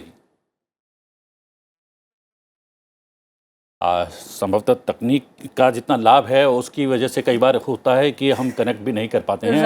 अखिलेश शायद जुड़ गए हैं हमारे साथ। अखिलेश, सवाल मेरा ये है कि जो रुझान अभी तक आ रहे हैं, विशेष रूप से पंजाब और उत्तर प्रदेश के जो रुझान हैं, वो वही कहानी बयां कर रहे हैं जो एग्जिट पोल के द्वारा कही गई थी। बीजेपी नंबर 1 उत्तर प्रदेश में लगातार आगे बढ़ती हुई नजर आ रही है, वहीं पंजाब में आम आदमी पार्टी सबको पीछे छोड़ रही है।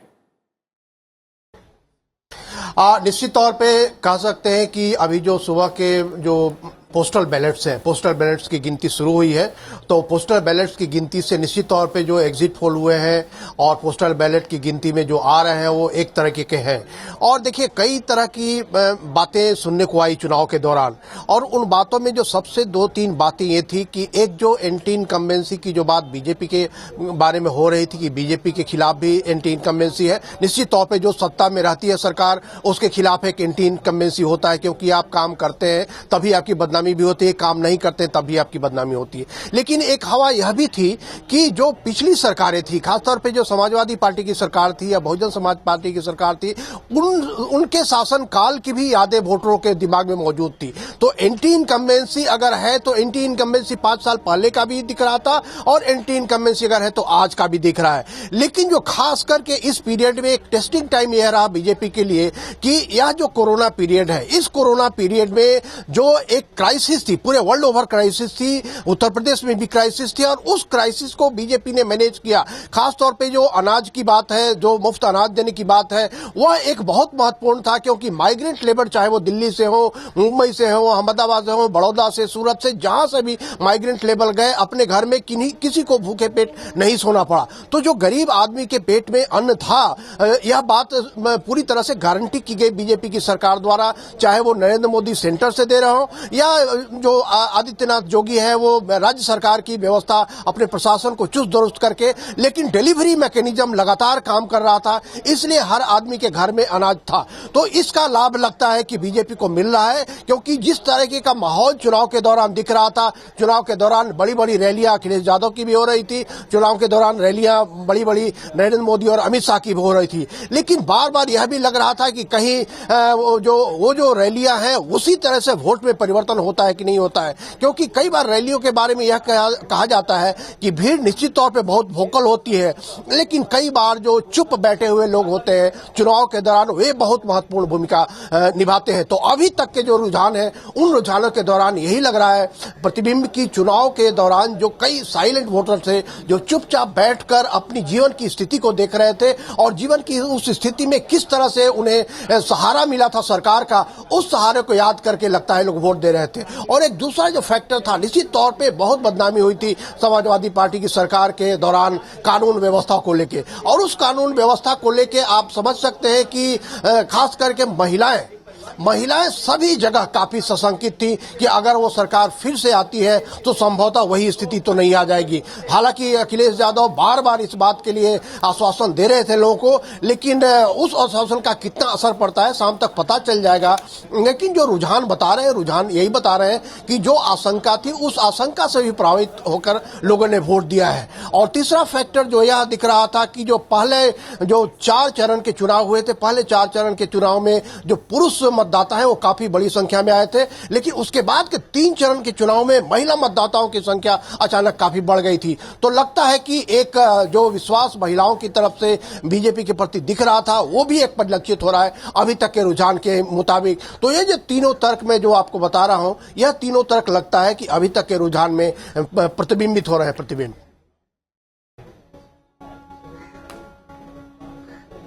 All right, so let's get in some breaking news for our viewers here.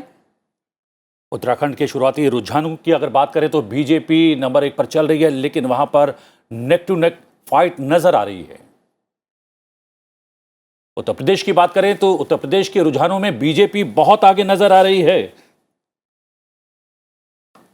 और जैसा कि हम लगातार बता रहे हैं, पंजाब के रुझानों में आम आदमी पार्टी कांग्रेस से बहुत आगे है। जैसा कि एक बार फिर से हम आपको जानकारी दे दें, उत्तर प्रदेश के रुझान आने शुरू हो गए हैं और बहुत तेजी से आगे बढ़ती हुई नजर आ रही है रुझानों के मुताबिक बीजेपी।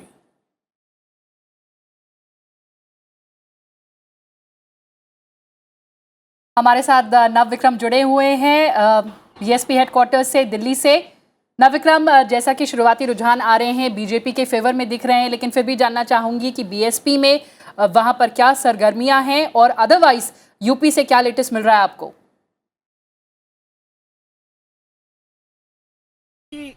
जिस तरीके से अगर हम शुरुआती रुझानों की बात करें तो बिल्कुल अभी कुछ भी कहना बहुत जल्दबाजी होगा। किसी भी शुरुआती रुझान के लिए हमें कम से कम 10 से 11 बजे का वेट करना पड़ेगा। लेकिन जिस तरीके से पहले उम्मीद जताई जा रही थी कि भारतीय जनता पार्टी उत्तर प्रदेश में सबसे बड़ी पार्टी बनकर उभरेगी, तो रुझान उस तरफ इशारा करते हैं। और खास तौर पर जिस तरीके से कॉन्फिडेंट नजर आ रहे थे उत्तर प्रदेश में मुख्यमंत्री योगी आदित्यनाथ हो या उत्तर प्रदेश के जितने भी भारतीय जनता पार्टी के प्रवक्ता हैं, वो काफी कॉन्फिडेंट नजर, खास तौर पर जो पिछले कुछ दिनों से शुरुआती चरणों में उन्हें ये अंदाजा लगाया जा रहा था कि भारतीय जनता पार्टी के लिए थोड़ी मुश्किल हो सकती है। लेकिन जिस जी हाँ, तकनीक वजह से कनेक्शन टूट गया है। मैं जल्दी से दो विशेषज्ञ मेहमान हमारे साथ वर्चुअली जुड़ गए हैं। KH रिंकू हैं हमारे साथ और डॉक्टर AK वर्मा है, दोनों राजनीतिक विश्लेषक हैं। आप दोनों का बहुत बहुत स्वागत है और पहला रिएक्शन चाहूंगा रिंकू जी आपसे, अभी तक के रुझान क्या कहानी बयां कर रहे हैं? 8 बजे से काउंटिंग शुरू हुआ। Almost in all district headquarter counting has started from 8 AM today and counting of the service voter, that is the ballot paper, has been started. As of now, the EVM machine has not started counting. In almost all the district headquarters, it is in Imphal West, Imphal East, Thawal, Bistampur, Srikampur, everywhere the counting, at Jiribam too, the counting of ballot paper is almost completing. And, counting is taking place. It will take some time. By 1 or 2 hours, some of the result, we might be able to get some of the result. And as of the moment, everybody is expecting their expected number. The NTF, who is the main rival of one of the rival of the BJP during the election campaign, they are expecting 20 seats, but it will be only known after the election result has been out. The Congress is also expecting the same, even higher than that. And the BJP too is expecting nearly 30 to cross the magic number. But unless and until the counting of the vote is completed, we cannot be very sure that which party will come, how many numbers, which party will get how many numbers. That has to be decided after the result has been counting has been completely over. So far, there has not been complaint of any incident happening in the counting area because security, 3-tier system security has been taken up with all the counting centers, and then strict measures about following the COVID protocol is maintained by the district DEO, and everything is so far as of now. So far, it's going very well with security preparing almost every possible measures to contain any sort of violence or any sort of anything that is not expected. So the counting, the number will start releasing by 11, I think. All right, so those were the latest updates from Manipur and from one hill state to the other hill state of Uttarakhand. For that, joining us, Mr. Dr. AK Verma. He's Director, Center for the Study of Society and Politics. Sir, welcome to Sunset TV. Let's talk about Uttarakhand. No sitting chief minister has had a successive second term in the state. It will be interesting to see if the BJP manages to break this trend riding on Pushkar Singh Dhami's face. What's your take on that, sir? Well, I'm basically focusing on Uttar Pradesh, so I would love to discuss things in Uttar Pradesh. Sure, sir. We'll come back to you on that. Therefore, I request you to shift your question to Uttar Pradesh. I'm basically a Uttar Pradesh watcher, not a Uttarakhand watcher. All right, Aditi, would you like to take that question? Well, BJP has changed 3 chief ministers in the last 1 year.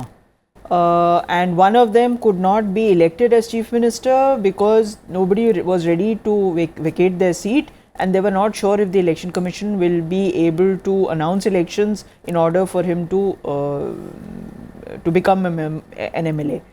So I'm afraid BJP has pretty much shot itself in the foot.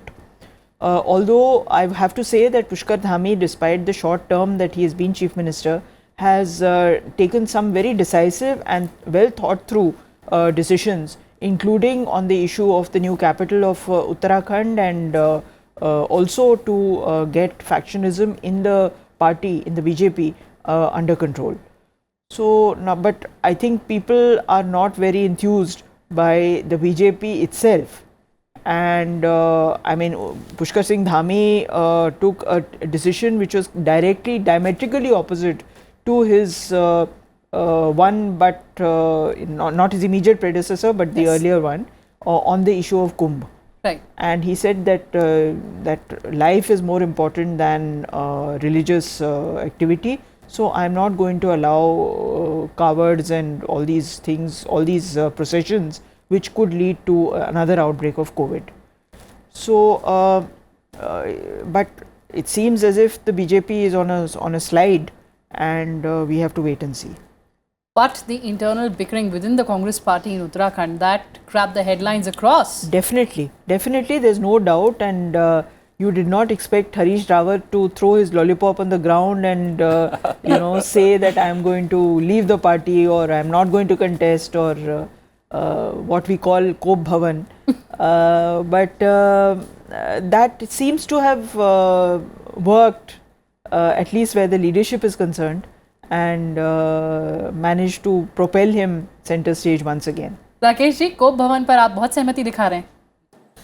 नहीं, ये सच्चाई है कि बीच में उनको जिस तरीके से फ्री हैंड किया गया उत्तराखंड में, और उसके बाद फिर उनके सामने चुनौतियां खड़ी की गई, तो स्वाभाविक है कि वो कोप भवन में नहीं जाते, तो हमें लगता है कि हरीश रावत जी को उतना फ्री नहीं करती कांग्रेस, तो उनके लिए तो कोप भवन में जाना एक तरह से उचित निर्णय था। जी हाँ, डॉक्टर A.K. वर्मा हमारे साथ लगातार जुड़े हुए हैं, बात कर रहे थे उत्तर प्रदेश की। तो मैं आपसे जानना चाहूंगा, जब ट्रेंड्स आने शुरू हुए थे वर्मा साहब, तब लग रहा था कि शायद उत्तर प्रदेश में भी नेक टू नेक फाइट होगी, लेकिन अब आंकड़ा लगातार बढ़ता जा रहा है बीजेपी का।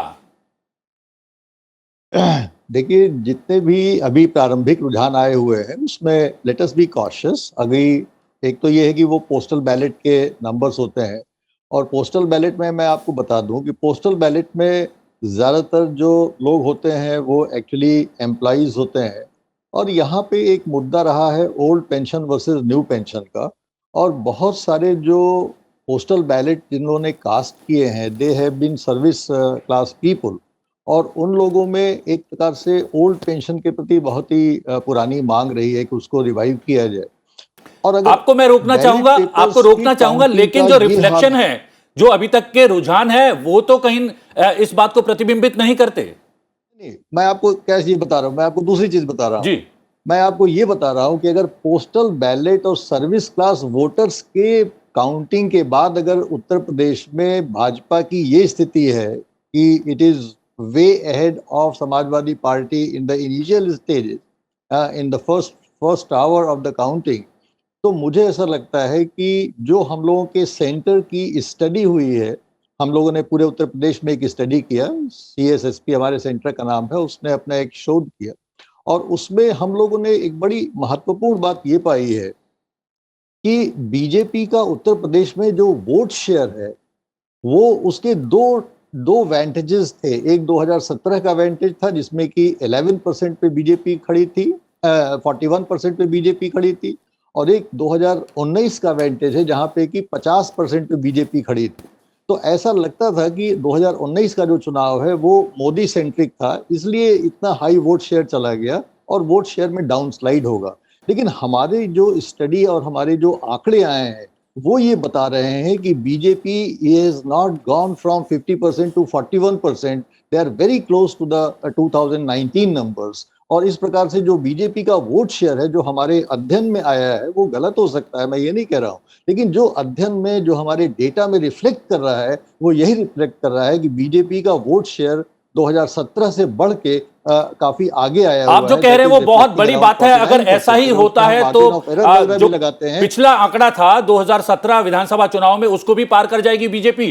तो क्या माना जाए? ये कह रहे थे कि बहुत सारे लोग रोजगार को लेकर नाराज हैं, लेकिन जब वो वोट डालने जाएंगे तो कम से कम नाराजगी के बावजूद भी वो सोचेंगे कि क्या हम इस प्रदेश में पिछले 5 वर्षों में सुरक्षित रहे हैं, और आखिरकार उसी एक वजह को लेकर बटन दबाएंगे। क्या ऐसा हुआ है?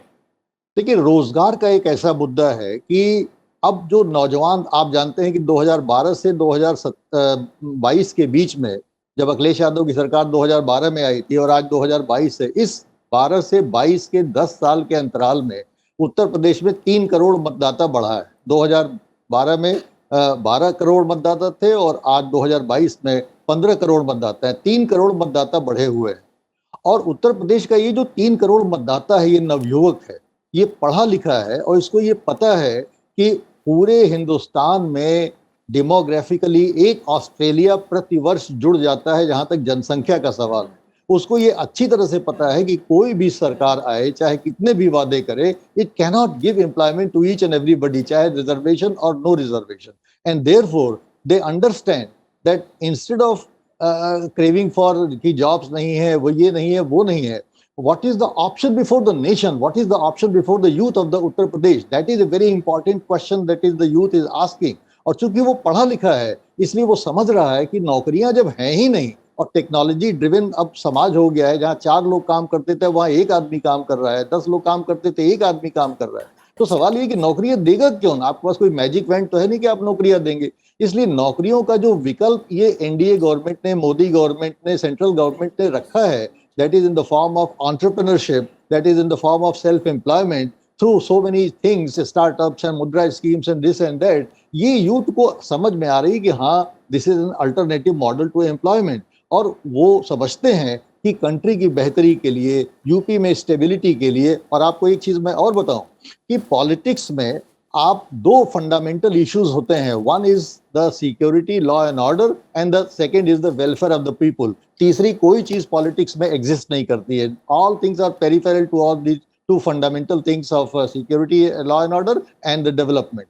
और ये दोनों चीजें इस सरकार ने, योगी सरकार ने और मोदी सरकार ने together, they have driven a very good reputation here, and I must say, I must confess कि ऐसा करने में the chief minister has held things very high-handedly. I would agree that he has held things dealt with things very high-handedly. All right, Dr. Verma, we'll just talk about the factors that would go, if at all, it would go in favor of the incumbent government in Uttar Pradesh. But let's cut across live to our correspondent Suraj Mohan Jha, who's joining us from the Aam Aadmi headquarters in the national capital. Suraj, अभी की हम initial trends की बात करें तो आम आदमी party के लिए खुश होने की वजह है।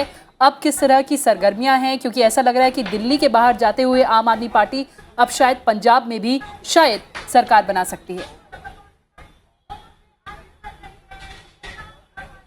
बिल्कुल कृति, जिस तरह से शुरुआती रुझान आने शुरू हुए थे उस समय तो ऐसा लग रहा था कि पंजाब में आम आदमी पार्टी एक लैंडस्लाइड, एक तरफा जीतने जा रही है। लेकिन जो वर्तमान अभी रुझान है उसमें ऐसा लगता है कि मुकाबला थोड़ा अब कड़ा होता जा रहा है। जिस तरह से 48-49 सीटों पर आम आदमी पार्टी और तकरीबन 37-38 सीटों पर कांग्रेस और 19 सीटों पर श्रोमणी अकाली दल का गठबंधन और 5+ पर जो भारतीय जनता पार्टी का गठबंधन है वो भी चल रहा है। तो मुकाबला बड़ा कड़ा अब हो गया है और थोड़ी देर बाद पिक्चर क्लियर होगी कि किस तरफ जा रहा है, कि क्या ये त्रिशंकु होने जा रहा है पंजाब में। लेकिन एक बात तो तय है कि आम आदमी पार्टी सबसे बड़े दल के रूप में पंजाब में उभर रहा है और थोड़ी देर बाद देखना होगा कि क्या वो पूर्ण बहुमत को प्राप्त करता है या बहुमत से थोड़ा पीछे रह जाता है। लेकिन जिस तरह से हमने पिछली बार देखा था कि आम आदमी पार्टी तीनों हलकों में खाली मालवा में ही परफॉर्म कर पाई थी और डोआब और माझा में वो परफॉर्म नहीं कर पाई थी। लेकिन जिस तरह से अभी रुझान आ रहे हैं उससे ऐसा लग रहा है कि पंजाब के तीनों हलकों में आम आदमी पार्टी ने अच्छा किया है और वो अपनी बढ़त को बढ़ा रही है। तो ऐसे में अभी सरगर्मियां और तेज होंगी और थोड़ी देर का और इंतजार करना पड़ेगा कृति। तो पंजाब की जो तस्वीर है वो क्लियर होती जाएगी। लेकिन जो वर्तमान रुझान आ रहे हैं उसमें ऐसा लग रहा है कि श्रोमणी अकाली दल, कांग्रेस और भारतीय जनता पार्टी का जो गठबंधन है वो भी धीरे धीरे कुछ सीटों पर आगे है। लेकिन आम आदमी पार्टी अभी भी एक अच्छी बढ़त बनाए हुए है और कुछ सीटों की उसे जरूरत है पूर्ण बहुमत के लिए। थोड़ी देर का हमें इंतजार करना होगा, उसके बाद ये पिक्चर क्लियर होगी। कृति। सूरज, अगर बात करें आपके असेसमेंट की, उसमें भी हम ये देख रहे थे कि आप आम आदमी पार्टी के साथ जा रहे थे और सुबह आपने कहा था कि कुछ क्षेत्रों में पिछले चुनाव में ठीक नहीं कर पाई थी, उनमें बेहतर कर रही है। तो क्या वो स्थिति अभी भी बनी हुई है?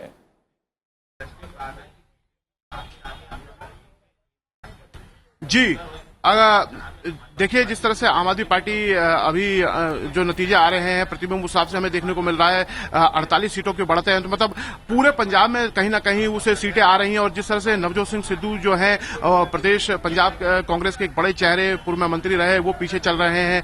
कैप्टन अमरिंदर खुद पटियाला से पीछे चल रहे हैं और जो भगवंत मान है आम आदमी पार्टी के सीएम फेस जो है वो आगे चल रहे हैं। तो ये अपने आप में एक अच्छी तस्वीर बताता है। दूसरा प्रतिबिंब मैं यहाँ एक चीज बताना चाहूंगा, पंजाब जो था वो तीनों कृषि कानूनों के विरोध का एक एपिक सेंटर था। पंजाब के किसानों ने ही पूरा मोर्चा संभाला था उस विरोध का और कहीं ना कहीं हमने देखा केंद्र सरकार ने वो तीनों कृषि कानून वापस लिए थे। अब जब पंजाब में विधानसभा चुनाव हुआ तो जो किसान नेता थे उन्होंने अपने अपने दल बनाए, अपने अपने मोर्चे बनाए थे, लेकिन जो रुझान आ रहे हैं उसमें ऐसा लगता है कि जनता के मतदाताओं ने उन किसान नेताओं को एक राजनीतिक दल के तौर पर, एक नेता के तौर पर नकार दिया है।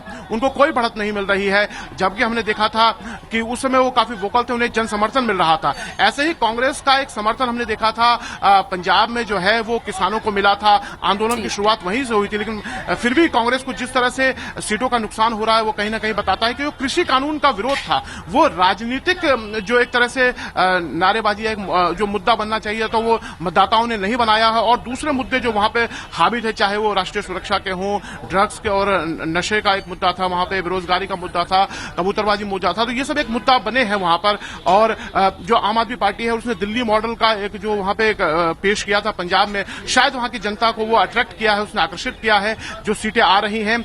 और एक जो बड़ी वजह मैं आपको बताना चाहूंगा कि भारतीय जनता पार्टी जैसा लग रहा था कि वो एक अप्रिशिएट पार्टी बन रही थी पंजाब में कृषि कानूनों की वजह से, लेकिन अगर हम देखें तो उसके गठबंधन को 5 से 6 सीटों पर लीड मिल रही है। तो इसका मतलब उसने भी बहुत अच्छा किया है लगभग, अगर हम देखें, क्योंकि पिछली बार जब अकाली दल के साथ गठबंधन जी जी बिल्कुल बिल्कुल बिल्कुल सूरज, आप बेहद महत्वपूर्ण बात हमें बता रहे हैं कांग्रेस पार्टी के बारे में भी। तो आइए उसके बारे में जानते हैं अपने कॉरेस्पॉन्डेंट टीपू से। टीपू हमारे साथ जुड़ रहे हैं कांग्रेस हेडक्वार्टर्स से नई दिल्ली से। टीपू, स्वागत आपका संसद टीवी पर।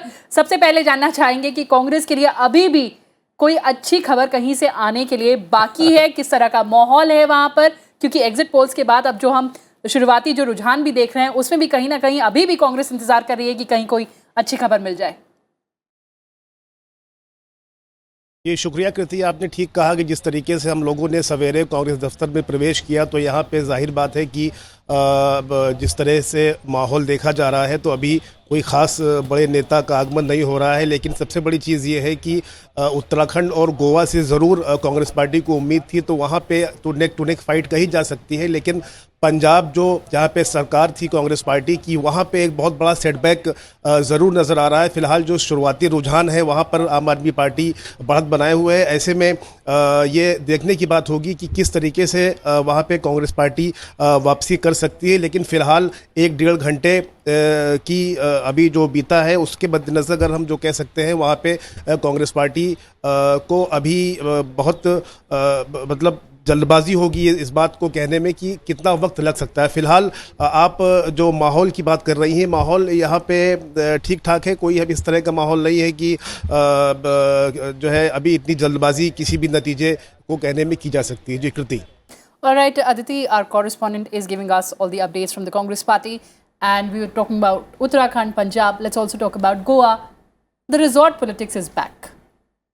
The Congress says, no, we are celebrating the birthday of our leader of opposition. But the BJP says that they're huddling their MLAs together. Well, you know, Goa is a complicated place, and I wouldn't really blame the Congress for trying to get its people together. We've seen the same thing happen in Rajasthan, where the Congress came very close to losing its government and then managed to get it back. Some of the problems in Congress in Rajasthan were self-made, but some of the but Goa, this is an endemic issue, and the BJP is not immune to it either. Yes. So one of the most senior RSS functionaries from Goa, Subhash Velinkar, left the BJP and the RSS, resigned and formed his own party, and he's also participating in the election. So if that can happen to RSS, and BJP, then frankly it can happen to anybody. वैसे पूर्व में ऐसा होता रहा है, दोनों दल के साथ भी और संगठन के साथ। निश्चित रूप से, और मेरे ख्याल से गोवा में जिस तरह से रेत पर राज्य बसा हुआ है, वैसे ही वहाँ की राजनीति भी रेत पर बसी हुई है। बिल्कुल। तो हम गोवा की राजनीति की बात करें, राकेश जी, इस बार तो कांग्रेस ने कहा है कि हम 2.5 घंटे में ही अपना सीएम तैयार कर लेंगे। वो एक अपने यहाँ कहावत है कि दूध का जला छाछ फूंक के पीता है।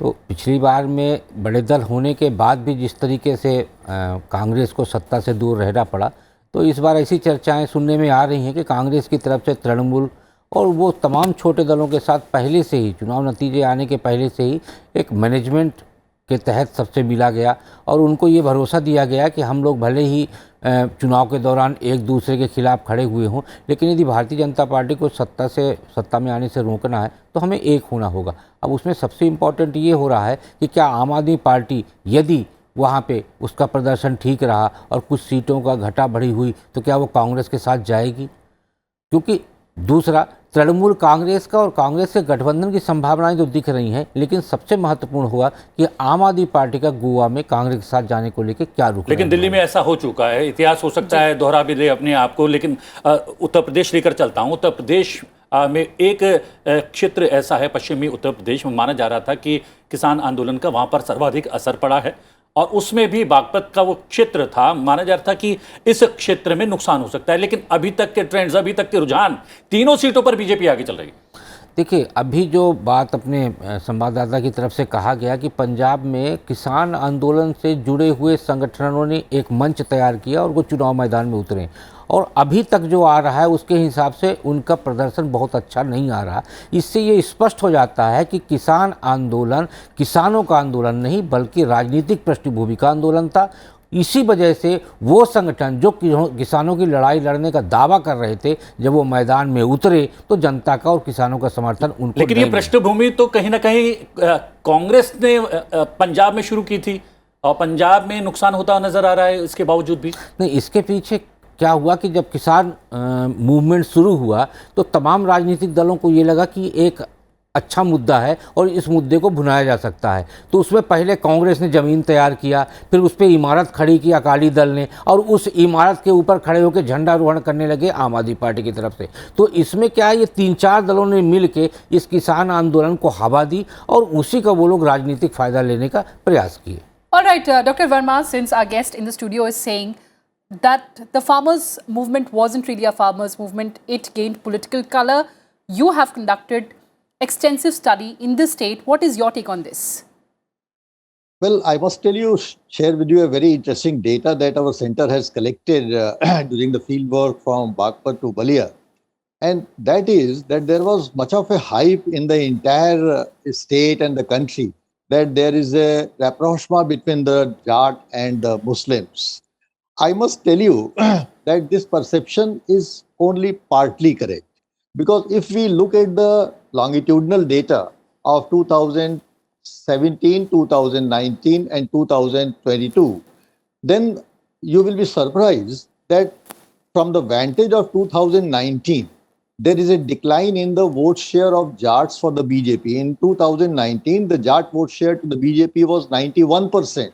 And this time it has there is a downslide of 20%. So 70% Jats have voted BJP this time and 91% Jats have voted BJP in 2019. So you can say that there is a 20% decline. But if you compare with the assembly elections, previous assembly election 2017, you will be surprised that Jat support to the BJP has doubled. In 2017, the Jat support to the BJP was just 34%, and this time it is 70%. So there is more than double support of the Jat is there, and the reason is that you see the issues of security, they still linger in the imagination, not only in a psychological manner, but also in the substantive manner, because the cases that are continuing on the Jats in the Western UP post 2013 riots, they have still to visit the courts and they have to still, face a lot of inconveniences in fighting those legal battles. Whereas they complain that the cases against the Muslim were withdrawn by the Akhilesh government at the askance of Azam Khan. So the imagination of insecurity, the imagination of communal conflagration, the memories of the insecurity that were there, they are all lingering with the Jats, and despite some rapprochement between Jats and the Muslim because of the RLD and SP alliance, there is a very substantial double support to the BJP of the Jats that is being reflected in our data. That is a very interesting pointer that our study has captured in Western UP, and that's why the BJP performance may well be almost very close to what it had in 2017.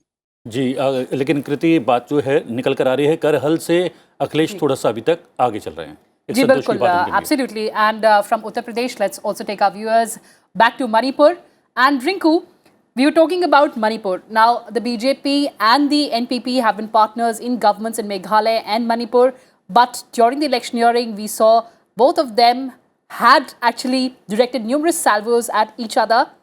In the post-poll scenario, what are the kind of prospects of alliance between these parties? No, actually, the NPP had a very tough fight with the BJP also at some of the constituencies, but they did not fielded candidate in all the assembly constituencies. That is 60. However, the BJP they fielded candidate in all the 60 assembly constituencies. So it is not only the NPP, but the Congress too. They failed to field candidate in all the 60 assembly constituencies. That means they don't have some base in some of the assembly constituencies. However, the BJP has managed to expand in its party worker, its supporter at ground level in almost all assembly constituency of the Manipur. That is 60 assembly constituency. As of now, what happened is that pre-poll political scenario in the state will be very much different than the post-poll scenario. When they were having tough campaign and when they were having wars of words among political parties, maybe the NPP, the BJP, or Janata Dal, or any other party, it doesn't matter that campaign will the way that the campaign will continue in a post-poll scenario election.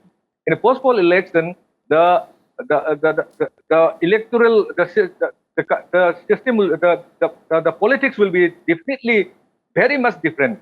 I mean, when after election, after post-election, after the result has been out, the number of the candidates that the NPP will get, the number of candidates that BJP will get, the number of candidates that Congress will get, Janata Dal will get, and the NPF will get, will be known, will be in the public platform, and then they will start looking for partnership. If none of them fail to get the magic number which can take them go for the form government, they will certainly start looking for political parties whom they can go along with. And definitely the Congress party, the BJP and the Congress party will never go hands in hand. One will be in opposition and another will be in the ruling. So the ruling BJP has got one advantage that now most of the political party contesting the election and having potential of winning more than at least two-digit number, they all had already stated that they will go with the BJP, except for the NPP, who is still hoping to get more than 20 or nearly 20 seats. They are expecting that the Congress also get more seats, and then together they can form government. That was what their perspective earlier. But if the NPP fails to get even two-digit number, then the politics will be different. The BJP will then again play another game. Even though they don't get the magic number, they will certainly get some around, as per the prediction of the exit polls, around 20 plus they will certainly get. That is the expectation. And we have reason to believe that also. Because at some of the area, BJP was never popular earlier. Earlier in the 2017 election, BJP was never popular in Hill district because they have some perception about the Hinduism and Christianity. Because they are Christian, they cannot, they have been opposing it. But later, the BJP managed to penetrate to the Hill area, and they managed to explain the concept of BJP that they have managed to convince the people that the BJP is not only for a single party, a single religion group, it is also for other religion groups. And then, surprisingly, in Chandel district, as of now, the counting has begun. And, in Manipur, out of the 50 seats, in 5 assembly constituencies, there has been threat fight between the BJP and the INC, and at some, the BJP and the NPF, that is the Naga People's Front. Yes. At Chandel district, there is two constituency, assembly constituency. At one, one of the women candidates among the 17 women candidates contesting in this election is the BJP candidate. And as of now, the counting has begun, and as of now, at this hour, she is leading, the NPF candidate with a large number, because as per the counting report, 3,097 votes he got right now, and then the NPF candidate is getting only 134 as of report. Ji right now. Manipur से सीधा हम लोग so रुख करेंगे अखिलेश सुमन अपने संवाददाता का, और बीजेपी के प्रदर्शन को जानने की कोशिश करेंगे। अखिलेश जी, अभी तक के रुझान उत्तर प्रदेश में तो बहुत अच्छी स्थिति दिखा रहे हैं, उत्तराखंड में भी बेहतर कर रही है बीजेपी लगातार, लेकिन हम देख रहे हैं गोवा से जो रुझान आ रहे हैं उसमें बहुत कड़ी टक्कर है कांग्रेस और बीजेपी के मध्य। निश्चित तौर पे देखिए, गोवा के बारे में हमेशा लोग कहते हैं कि गोवा का जो चुनाव है वह इतने छोटे छोटे कंस्टिट्यूएंसी है कि वहां एग्जिट पोल भी कई बार भरमा जाता है, वहां पता नहीं चलता कि बहुत कम वोटों से जीत हार का प्रतिशत हमेशा रहता है। इसलिए गोवा में कह सकते हैं कि एग्जिट पोल भी कई बार कंफ्यूज रहा। तो इसी ट्रेंड को बरकरार रखते हुए आपको दिख रहा है कि गोवा में जो रुझान है अभी काफी स्पष्ट बहुमत किसी का नहीं दिखा रहा है, और इसलिए भी नहीं दिखा रहा है कि क्योंकि देखिए, एक तो जो बीजेपी का एक जो ध्रुव होता था मनोहर पर्रिकर के नहीं रहने के बाद, निश्चित तौर पे एक शून्यता थोड़ी बहुत जरूर है, लेकिन चुनाव मैदान में टीएमसी जुड़ गई है, चुनाव मैदान में आम आदमी पार्टी जुड़ गई है। इसलिए कांग्रेस की भी स्थिति, जो अगर 2 ध्रुवीय चुनाव होता तो कांग्रेस की स्थिति थोड़ा सा हो सकता था बेहतर होती, लेकिन टीएमसी और आम आदमी पार्टी के आने से कांग्रेस की स्थिति भी वैसे ही कमजोर हो गई। तो इसलिए आपको कई जगह भ्रम की स्थिति दिखेगी गोवा में, और अभी थोड़ी देर और लगेगा गोवा में स्थिति साफ होने में निश्चित तौर पे। और जहां तक देख रहे हैं कि जो वहां पे जो इंडिपेंडेंट है, इंडिपेंडेंट के अभी काफी कह सकते हैं कि काफी अच्छी खासी बढ़त मिल सकती है, तो इसलिए गोवा के बारे में हमें थोड़ा सा देखना पड़ेगा। लेकिन अगर उसके बाद अभी उत्तर प्रदेश में आइए, तो मैं थोड़ा सा एक उत्तर प्रदेश के बारे में बता रहा हूं कि स्वामी प्रसाद मौर्य जो काफी धूमधाम के साथ समाजवादी पार्टी में शामिल हुए थे बीजेपी के छोड़कर, वो अपने चुनाव क्षेत्र जो फाजिल नगर है, फाजिल नगर में पीछे चल रहे हैं। उन्हें पडरौना से चुनाव लड़ना था, लेकिन पडरौना में जब आरपीएन सिंह जब वहां से खड़े होने की बात हुई तो उसके बाद उन्होंने अपना चुनाव क्षेत्र बदलकर फाजिल नगर कर लिया, और अब फाजिल नगर में वो पीछे जा रहे हैं। तो इसके चलते जैसा कि आपने सुना होगा उस समय भी कि उसके कारण अखिलेश यादव थोड़ा सा स्वामी प्रसाद मौर्य से नाराज भी हुए थे, और नाराजगी का 2 कारण था। एक तो था कि स्वामी प्रसाद मौर्य ने अपनी सीट बदल ली, दूसरे उनकी सीट बदलने से जो कह सकते हैं कि ओबीसी के अंदर जो एक निराशा जैसे झलकी कि जो विद्रोही नेता है जो भाजपा छोड़ के जा रहा है, वही अगर विश्वास की कमी है तो पूरे उस समूह की विश्वास की क्या कमी हो, कि यह बात अभी साफ साफ दिख रही है कि स्वामी प्रसाद मौर्य पीछे चल रहे हैं। लेकिन उसके मुकाबले अगर देखें तो अखिलेश यादव आगे हैं और योगी आदित्यनाथ भी आगे हैं। तो यह एक प्रेडिक्टेबल लाइन्स है, लेकिन स्वामी प्रसाद मौर्य का अगर पीछे चलना, यह निश्चित तौर पर जो गठबंधन है समाजवादी पार्टी के नेतृत्व वाला, उसके लिए काफी झटके की स्थिति है। प्रतिबिंब जी हाँ, बिल्कुल। जिस तरह से आपकी कैंडिडेट्स के बारे में बात कर रहे हैं अखिलेश जी, आपसे ये भी जानना चाहूंगी कि जो बाकी और कॉन्टेस्ट हैं, चाहे फिर वो शिवपाल सिंह यादव हो, अजय कुमार लल्लू हो, राजभर हो या फिर केशव प्रसाद मौर्य हो, वहां से क्या पता चल रहा है, क्या जानकारी है लेटेस्ट हमारे पास? देखिए, केशव प्रसाद मौर्य के बारे में अभी तक जो जानकारी है वो पीछे चल रहे हैं, और केशव प्रसाद मौर्य अभी पूरी तरह शुरुआती रुझान है निश्चित तौर पे। लेकिन केशव प्रसाद मौर्य को माना यह जा रहा है कि वो अपने चाहता था कि वे अपने जो समूह है उस समूह के बीच में काफी लोकप्रिय है, लेकिन अगर अभी वो पीछे चल रहे हैं तो निश्चित तौर पर यह उनके लिए काफी झटके की स्थिति होगी और इनके कारण की समीक्षा उनको करनी पड़ेगी। लेकिन चूंकि अभी समय काफी है, इसलिए अभी कह सकते हैं कि केशव प्रसाद मौर्य को अभी थोड़ा इंतजार करना पड़ेगा, थोड़ा सा खुश होने के लिए। लेकिन अगर उधर कहें तो उसके बारे में अभी तक कोई जानकारी नहीं आई है, खासतौर पर अजय कुमार लल्लू के बारे में। लेकिन जो जसवंत नगर से शिवपाल के बारे में, शिवपाल यादव अभी तक मेरी जानकारी के मुताबिक आगे चल रहे हैं। लेकिन सबसे बड़ी बात ये है कृति, अभी तक की जो जानकारी आ रही है उसमें पार्टीज की जो स्थिति है वो तो अलग है, लेकिन मुख्यमंत्रियों की स्थिति बड़ी डावाडोल है। चिन्नी दोनों सीटों से पीछे चल रहे हैं, सावंत साहब गोवा में अपनी सीट से पीछे चल रहे हैं, तो वहाँ पर न केवल पार्टी के तौर पर साथ ही साथ एक मुख्यमंत्री के तौर पर भी सेटबैक लग रहा है। हाँ, ये सच्चाई है कि जब चुनाव के बीच में ही ये चर्चाएं आई थी कि हरीश रावत जी भी अपनी सीट में फंस चुके हैं रामनगर से, पुष्पेंद्र धामी जी के बारे में भी यही चर्चा थी कि वो अपनी सीट पे फंसे हुए हैं, प्रमोद सावंत जी हो गए, चरणजीत चन्नी जी हो गए। दरअसल इन सभी जो मुख्यमंत्री हैं, इन सभी मुख्यमंत्रियों को अपने ही बागियों से मुकाबला करना पड़ रहा है और मुझे लगता है इसी वजह से इनके सामने एक बड़ी चुनौती खड़ी हुई बागियों की।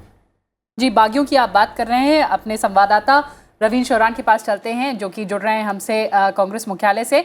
रविंद्र, जैसा कि कहा जाता है कि कांग्रेस को दुश्मनों की ज़रूरत नहीं है और अभी जो इनिशियल ट्रेंड्स आ रहे हैं उसमें ऐसा लग रहा है, जैसे कि हम बात कर रहे थे मुख्यमंत्री पंजाब की, कि वो भी अभी पीछे चल रहे हैं, तो कहीं ना कहीं ये रिफ्लेक्शन दिख रहा है कांग्रेस हेडक्वार्टर्स में भी। I think there's some technical fall there. Aditi, we were talking about again the internal bickering within the Congress party, whether Goa, whether Uttarakhand or even Punjab. Well, Congress is an old party. There are a lot of stakes. It's actually not a party, it's a movement. So yeah, there has always been bickering in the Congress party, but I think the bickering to the extent that it affects the Congress's own chances, I don't remember seeing this level of bickering and this level of indecision on the part of the top leadership. I mean, the way Mr. Amrinder Singh was escorted out of the Congress by the Congress itself, the way Harish Rawat had to throw a tantrum to be left alone, the fact that in not related to this election but in Madhya Pradesh, how the Kamalnath government came to power and then lost power, the fact that in the last election in 2017, how Congress emerged as the single largest party in Goa but was not able to form a government. I mean, these are all examples of internal movement is in wrong direction. It seems that it is in the wrong direction. ऐसा लग रहा है कि कांग्रेस अपने आप पर संयम नहीं कर पा रही है, अपने आप पर नियंत्रण नहीं कर पा रही है और इसके चलते पार्टी को काफी नुकसान। Alright, so we were talking about Congress party in Uttar Pradesh elections and Dr. Verma talking about again your studies. You're talking about the Congress party. It's been 40 years. The Congress has not formed the government in Uttar Pradesh. From 388, it was down to 7 in the last elections, and of course, then also we saw that several of them jumped ship. What are the big reasons, particularly in the state of Uttar Pradesh? A very crucial question actually you have asked, and I must tell you that it was 5th of December 1989 when Congress lost power to Mulayam Singh Yadav in Uttar Pradesh. And since 1989, it has not been able to find its political turf in Uttar Pradesh. And the reasons are very obvious, you see. As some guest in your, the studio was just telling that Congress is a movement and not a party. I beg to differ on this. The Congress ceased to be a movement the moment independence was achieved. And that's why Mahatma Gandhi, the father of the nation and the leader of the national movement, had suggested that Congress should be disbanded and converted into a Lok Sevak Sangh. And therefore, every political party should start afresh, to which Nehru and Patel did not agree. So now Congress has not only converted itself from a movement to a political party, but it has converted itself from not only a democratic party to a feudal political party. And all kind of, anomalies in the parties are there for that, to see everybody. So that is one reason that a democratic polity cannot be structured and cannot be operationalized through a feudal outfit. So that is my one contention, that the Congress party has shown an organizational decline and ideological decline, and it has ceased to be a political party in the true sense of the term. That is one. The second thing is that Congress was hyped as an umbrella party or a rainbow coalition, which meant that it gave representation to everybody. And that was very natural because it was a movement and every denomination of the society was very well represented in the Congress party. But what happened is that Congress refused to give representation to those denominations in the leadership structure. So there was some kind of a elitism in the Congress, some kind of a elitism that did not allow the subalterns, those Rainbow Coalition components to get reflected in the leadership structure. And therefore, 1 election, 2 election, 3 election, 4 election, how long you wait? So that aspiration, that was the people of the Congress, the people of who formed the Congress, the Rainbow Coalition components, they started feeling frustrated, and at the earliest opportunity they got out of the Congress, and since then they have not been able to rope in those components who exited, and they exited in the form of the BSP capturing the Dalits and the Samajwadi Party capturing the OBC. So this is one thing. The third is that मैं आपको रोकना चाहूंगा, हमारे सहयोगी रविंद्र जुड़ गए हैं नए अपडेट के साथ। रविंद्र, अभी तक के जो ट्रेंड्स हैं वो कमोबेश वही कहानी बयां कर रहे हैं जो एग्जिट पोल ने कही थी, लेकिन गोवा में थोड़ी सी स्थिति बहुत टक्कर वाली नजर आ रही है। जी बिल्कुल, देखिए गोवा की प्रतिबिंब जहां तक बात है, क्योंकि 2017 जो पिछला चुनाव था उसमें कांग्रेस सबसे बड़ी पार्टी के तौर पर वहां पर उभरी थी, बावजूद उसके कांग्रेस सरकार नहीं बना पाई थी और बीजेपी ने सरकार वहां पर बना ली थी। तो उसके बाद मुख्यमंत्रियों का भी बदलाव हुआ है। मनोहर पर्रिकर जो उस वक्त मुख्यमंत्री बनाए गए थे, उनका देहांत हो गया था। तो कांग्रेस पार्टी के लिए वहां पर थोड़ा सा ग्राउंड काफी दौर से मजबूत था, लेकिन जिस तरीके से इन फाइटिंग चल रही है कांग्रेस पार्टी में, चाहे वो गोवा का मामला हो, गोवा में कांग्रेस पार्टी के 5 अलग अलग जो मुख्यमंत्री थे वो लोग वहां पर अलग अलग धड़ों में चुनाव लड़ रहे थे। हालांकि इस केवल 40 विधानसभा सीटें गोवा में हैं, बावजूद उसके उसमें इन फाइटिंग बहुत हावी रही। लंबे समय तक पूरे करीब 3 साल हो गए वहां पे गिरीश चौड़नेकर को पार्टी का अध्यक्ष बने, लेकिन 3 साल के बाद भी वो जो पार्टी के जो ब्लॉक और जिला स्तर के पदाधिकारी हैं उनकी घोषणा नहीं कर पाए हैं। चुनाव से ठीक 2 महीने पहले पार्टी वहां पे घोषणा कर पाती है। जो बूथ लेवल का कार्यकर्ता था कांग्रेस पार्टी का, वो वहां पर बिल्कुल भी उस तरीके से सक्रिय नहीं रहा जैसा कि बीजेपी और खासतौर पे जो अभी आई है तृणमूल कांग्रेस और आम आदमी पार्टी, उन्होंने एक बहुत वहां पर एक ऑल्टरनेट के तौर पर अपने आप को प्रोजेक्ट करने की कोशिश की। तो बीजेपी वहां पर अपना जो गेन है वो लगातार बनाए हुए है और एंटी इनकम्बेंसी को उन लोग कर्टेल कर पाने में काफी हद तक अभी दिख रहा है कि कामयाब हुए। लेकिन सबसे इंटरेस्टिंग जो कांग्रेस पार्टी के लिए सबसे महत्वपूर्ण राज्य इन 5 में से था वो है पंजाब, और पंजाब की जो स्थिति फिलहाल दिख रही है, क्योंकि कुछ विजुअल्स आ रहे हैं पंजाब से आ रहे हैं, पंजाब से जो आम आदमी पार्टी के लिए अच्छी खबर आ रही है लगातार, उसको रिफ्लेक्ट करते कुछ विजुअल्स हैं। खुशी के पल, ढोल बज रहे हैं, लोग नाच रहे हैं, आम आदमी पार्टी के कार्यकर्ता अभी से ही आनंद मनाने लगे हैं। बिल्कुल ठीक कह रहे हैं आप कि पंजाब सबसे महत्वपूर्ण राज्य था कांग्रेस पार्टी के लिए, जहां पर सरकार थी और जिस तरीके से फार्मर्स का एजिटेशन चला। देखिए हमने देखा कि जो फार्मर्स का इतना बड़ा एजिटेशन चला जिसका कि सबसे महत्वपूर्ण स्थान पंजाब था, और पार्टी के लिए सबसे ज्यादा हरा मसला जहां पर था, सबसे ज्यादा अहम मुद्दा जहां था वो पंजाब था कि जिस तरह से केंद्र सरकार के खिलाफ एक जबरदस्त फार्मर एजिटेशन में लोग इकट्ठा हुए थे, लामबंद हुए थे। हमने देखा कि बीजेपी के जो वर्कर्स थे या बीजेपी के जो विधायक थे, उन लोगों को एजिटेशन के दौरान जमीन पर घूमने में कितनी तकलीफ का सामना करना पड़ा, बावजूद उसके कांग्रेस पार्टी उसको नहीं भुना पाई है। देखिए मैं जहां पर खड़ा हूं कांग्रेस ऑफिस में, ये पीछे 2 प्रधानमंत्रियों की तस्वीर है और उसके आगे ठीक पूरे इस कैंपस में सन्नाटा पसरा हुआ है। न कोई कांग्रेस का नेता यहां पर है, न कोई कार्यकर्ता यहां पर है, केवल कुछ मीडिया वाले जो हैं वो लोग दिखाई दे रहे हैं। तो यही कांग्रेस का फिलहाल जो हालत है वो दिख रही है कि वर्तमान पर फोकस ना करके अपने जो अतीत है उसके सहारे ये लोग अपने भविष्य की राजनीति को साधना चाह रहे हैं, और जो जिस तरीके का बीजेपी राजनीति में डायनामिज्म लेकर आ रही है उसको कांग्रेस पार्टी सामना करने में फिलहाल सक्षम नहीं दिख रही है। जो अहम मुद्दे थे जहां पर कांग्रेस पार्टी अपनी लीड बना सकती थी, वहां भी सिर्फ मैनेजमेंट की वजह से या इन फाइटिंग की वजह से वो फेल हो गए। अभी जो खबरें आ रही है कि चमकौर साहब से जो मुख्यमंत्री हैं चरणजीत सिंह चन्नी और सिधौर, 2 जगह से वो विधानसभा चुनाव लड़ रहे हैं, वो दोनों जगह से ट्रेल कर रहे हैं।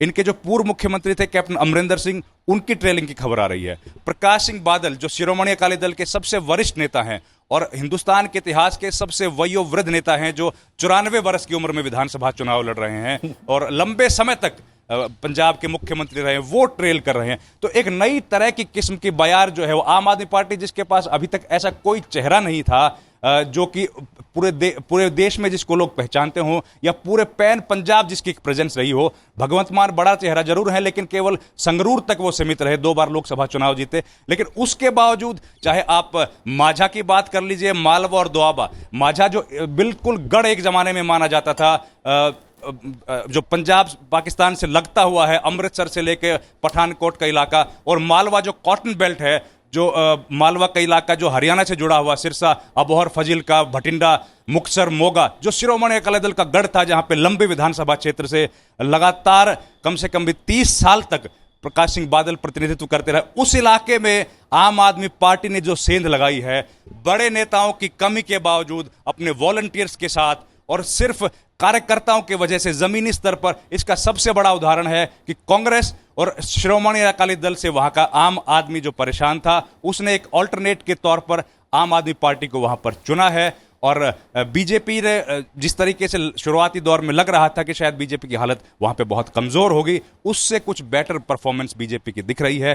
बीजेपी पहली बार ऐसा है जब इतनी विधानसभा सीटों पर पंजाब में चुनाव लड़ रही है, और ये बीजेपी के लिए एक टर्निंग पॉइंट है, क्योंकि जिस इलाके में, चाहे वो महाराष्ट्र का इलाका हो जहां पर बीजेपी अलायंस में रही। रविंद्र, आप हमारे साथ लगातार बने रहे, अभी तक की अपडेट के लिए बहुत बहुत धन्यवाद। लेकिन मैं बता रहा हूं कृति, रुझान पल पल बदल रहे हैं। जब रविंद्र से हम बात कर रहे थे तो बात कर रहे थे नेक टू नेक फाइट की गोवा के भीतर, लेकिन वहां पर भी एक तरफा अभी तक के रुझान नजर आ रहे हैं बीजेपी के पक्ष में। बिल्कुल, लेकिन इसके अलावा हम कांग्रेस की भी बात कर रहे थे। Aditi, as a correspondent said that the Congress party is still living in the glory of the past, happily probably oblivion of the present challenges. Going ahead, that's going to be extremely tough for the Congress party as a pan-India party. Well, I'm not questioning that it will be tough for the party, but let's not forget that this is a party which everybody had written off in 2004. Who came to power in the central government in 2004 and again in 2009. So it would be a mistake. Our commentator Dr. Verma knows the history of the Congress much better than I do, but I think that Congress mindedness and Congress as a national party, there are few who can challenge it on that front, and it would be a mistake to write off anybody as we have seen in the past. Absolutely. So politics is all about dynamism, and we're not writing off any political party here, but also talking about Manipur and going across to our guest Rinku. Rinku, we've talked about the BJP, the Congress, the NPP, the NPF, another important party, that is the Janata Dal United, which has put up 38 candidates out of the 60 seats. What are the prospects for this party in Manipur? For the JDU, no? Yeah. Is it Right, for sir. the JDU? Right, sir. Okay. All right. Most of the candidates in the JDU contesting this election are, earlier they are, urging to ticket for the BJP. They were members of the BJP. They all were members of the BJP, and they were pleading a ticket for them to the BJP. But after denial of a ticket, they choose a party that may go with the BJP, that may be possible to go along with the BJP, because they have full confidence that the BJP will form government in the upcoming assembly election. So JDU having a good relationship with the BJP in Bihar and in the parliament too, there is a probability that JDU, if they win here in some numbers, there is a possibility that they might join to the they might go hand in hand with the BJP. So the JDU definitely is the B party of the BJP, for example, in simple words. So it is likely that many of the prominent politicians are contesting in this JDU. For example, in Chagomal Assembly constituency, there is one Dr. Loken who was earlier, planning to contest in the BJP, but later denied ticket, and so he chose the JDU ticket and fight the election. At some other place like Tangulban Assembly constituency, there were some JDU candidates who earlier was trying to join the BJP, but for reason best known, he was not allowed to join the BJP. At Ningthau Assembly constituency, where the Congress president, the former MPCC president, Mr. Govindas Kothawdam, left the party and joined the BJP. After that, another candidate who was planning to contest in the BJP seat now turned to the JDU. जी, और मतगणना के बाद जिस तरीके की तस्वीरों की अपेक्षा हम लोग करते हैं, वो तस्वीरें सबसे ज्यादा पंजाब से आ रही हैं। क्या भारतीय राजनीति का एक टर्निंग पॉइंट मानते हैं पंजाब के रुझानों को? निश्चित तौर पे जिस तरीके से दिल्ली में अप्रत्याशित नतीजे आए थे, किसी को भी ये उम्मीद नहीं थी कि आम आदमी पार्टी इतने बड़ी स्केल पे जीत हासिल करेगी। उसी तरह से हमें लग रहा है कि पंजाब में भी जो रुझान आ रहे हैं, उससे एक बड़ा जो विकल्प की आवश्यकता थी वहाँ पे, वो विकल्प बन के वहाँ पे खड़ी हो रही है। जी हाँ, और जैसा कि हमने शुरुआत की थी, और शुरुआत इसी बात से की थी कि क्या ये टर्निंग पॉइंट होने वाला है, क्या वो एक जो खाली स्थान, रिक्तता पैदा हो गई है विपक्ष में, उसको आम आदमी पार्टी भरती हुई नजर आ रही है क्या? आखिरी पीढ़ी फिर वहीं आ गए हम लोग, और रिक्तता को भरने वाले बहुत लोग हैं, तो आम आदमी पार्टी को अपनी जगह बनानी पड़ेगी। और हम दोनों मेरे ख्याल से सहमत हैं कि विश्वसनीयता का एक सवाल है।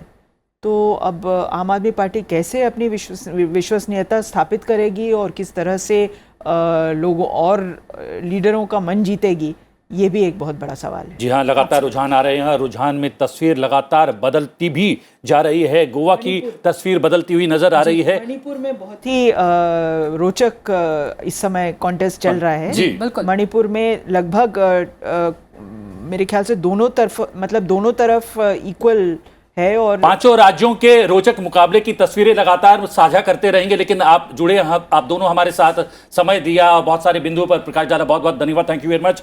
और डॉक्टर A.K. वर्मा, आपका भी बहुत बहुत धन्यवाद। और KH रिंकू जी, आपने समय दिया, हमारे साथ जुड़े, बातचीत की, थैंक यू वेरी मच। छोटा सा ब्रेक लेंगे, ब्रेक के बाद बहुत जल्द वापस लौटेंगे। वापस लौटने के बाद पांचों राज्यों से जो मतगणना के रुझान आ रहे हैं वो आपके साथ लगातार शेयर करेंगे। लेते एक छोटा सा ब्रेक।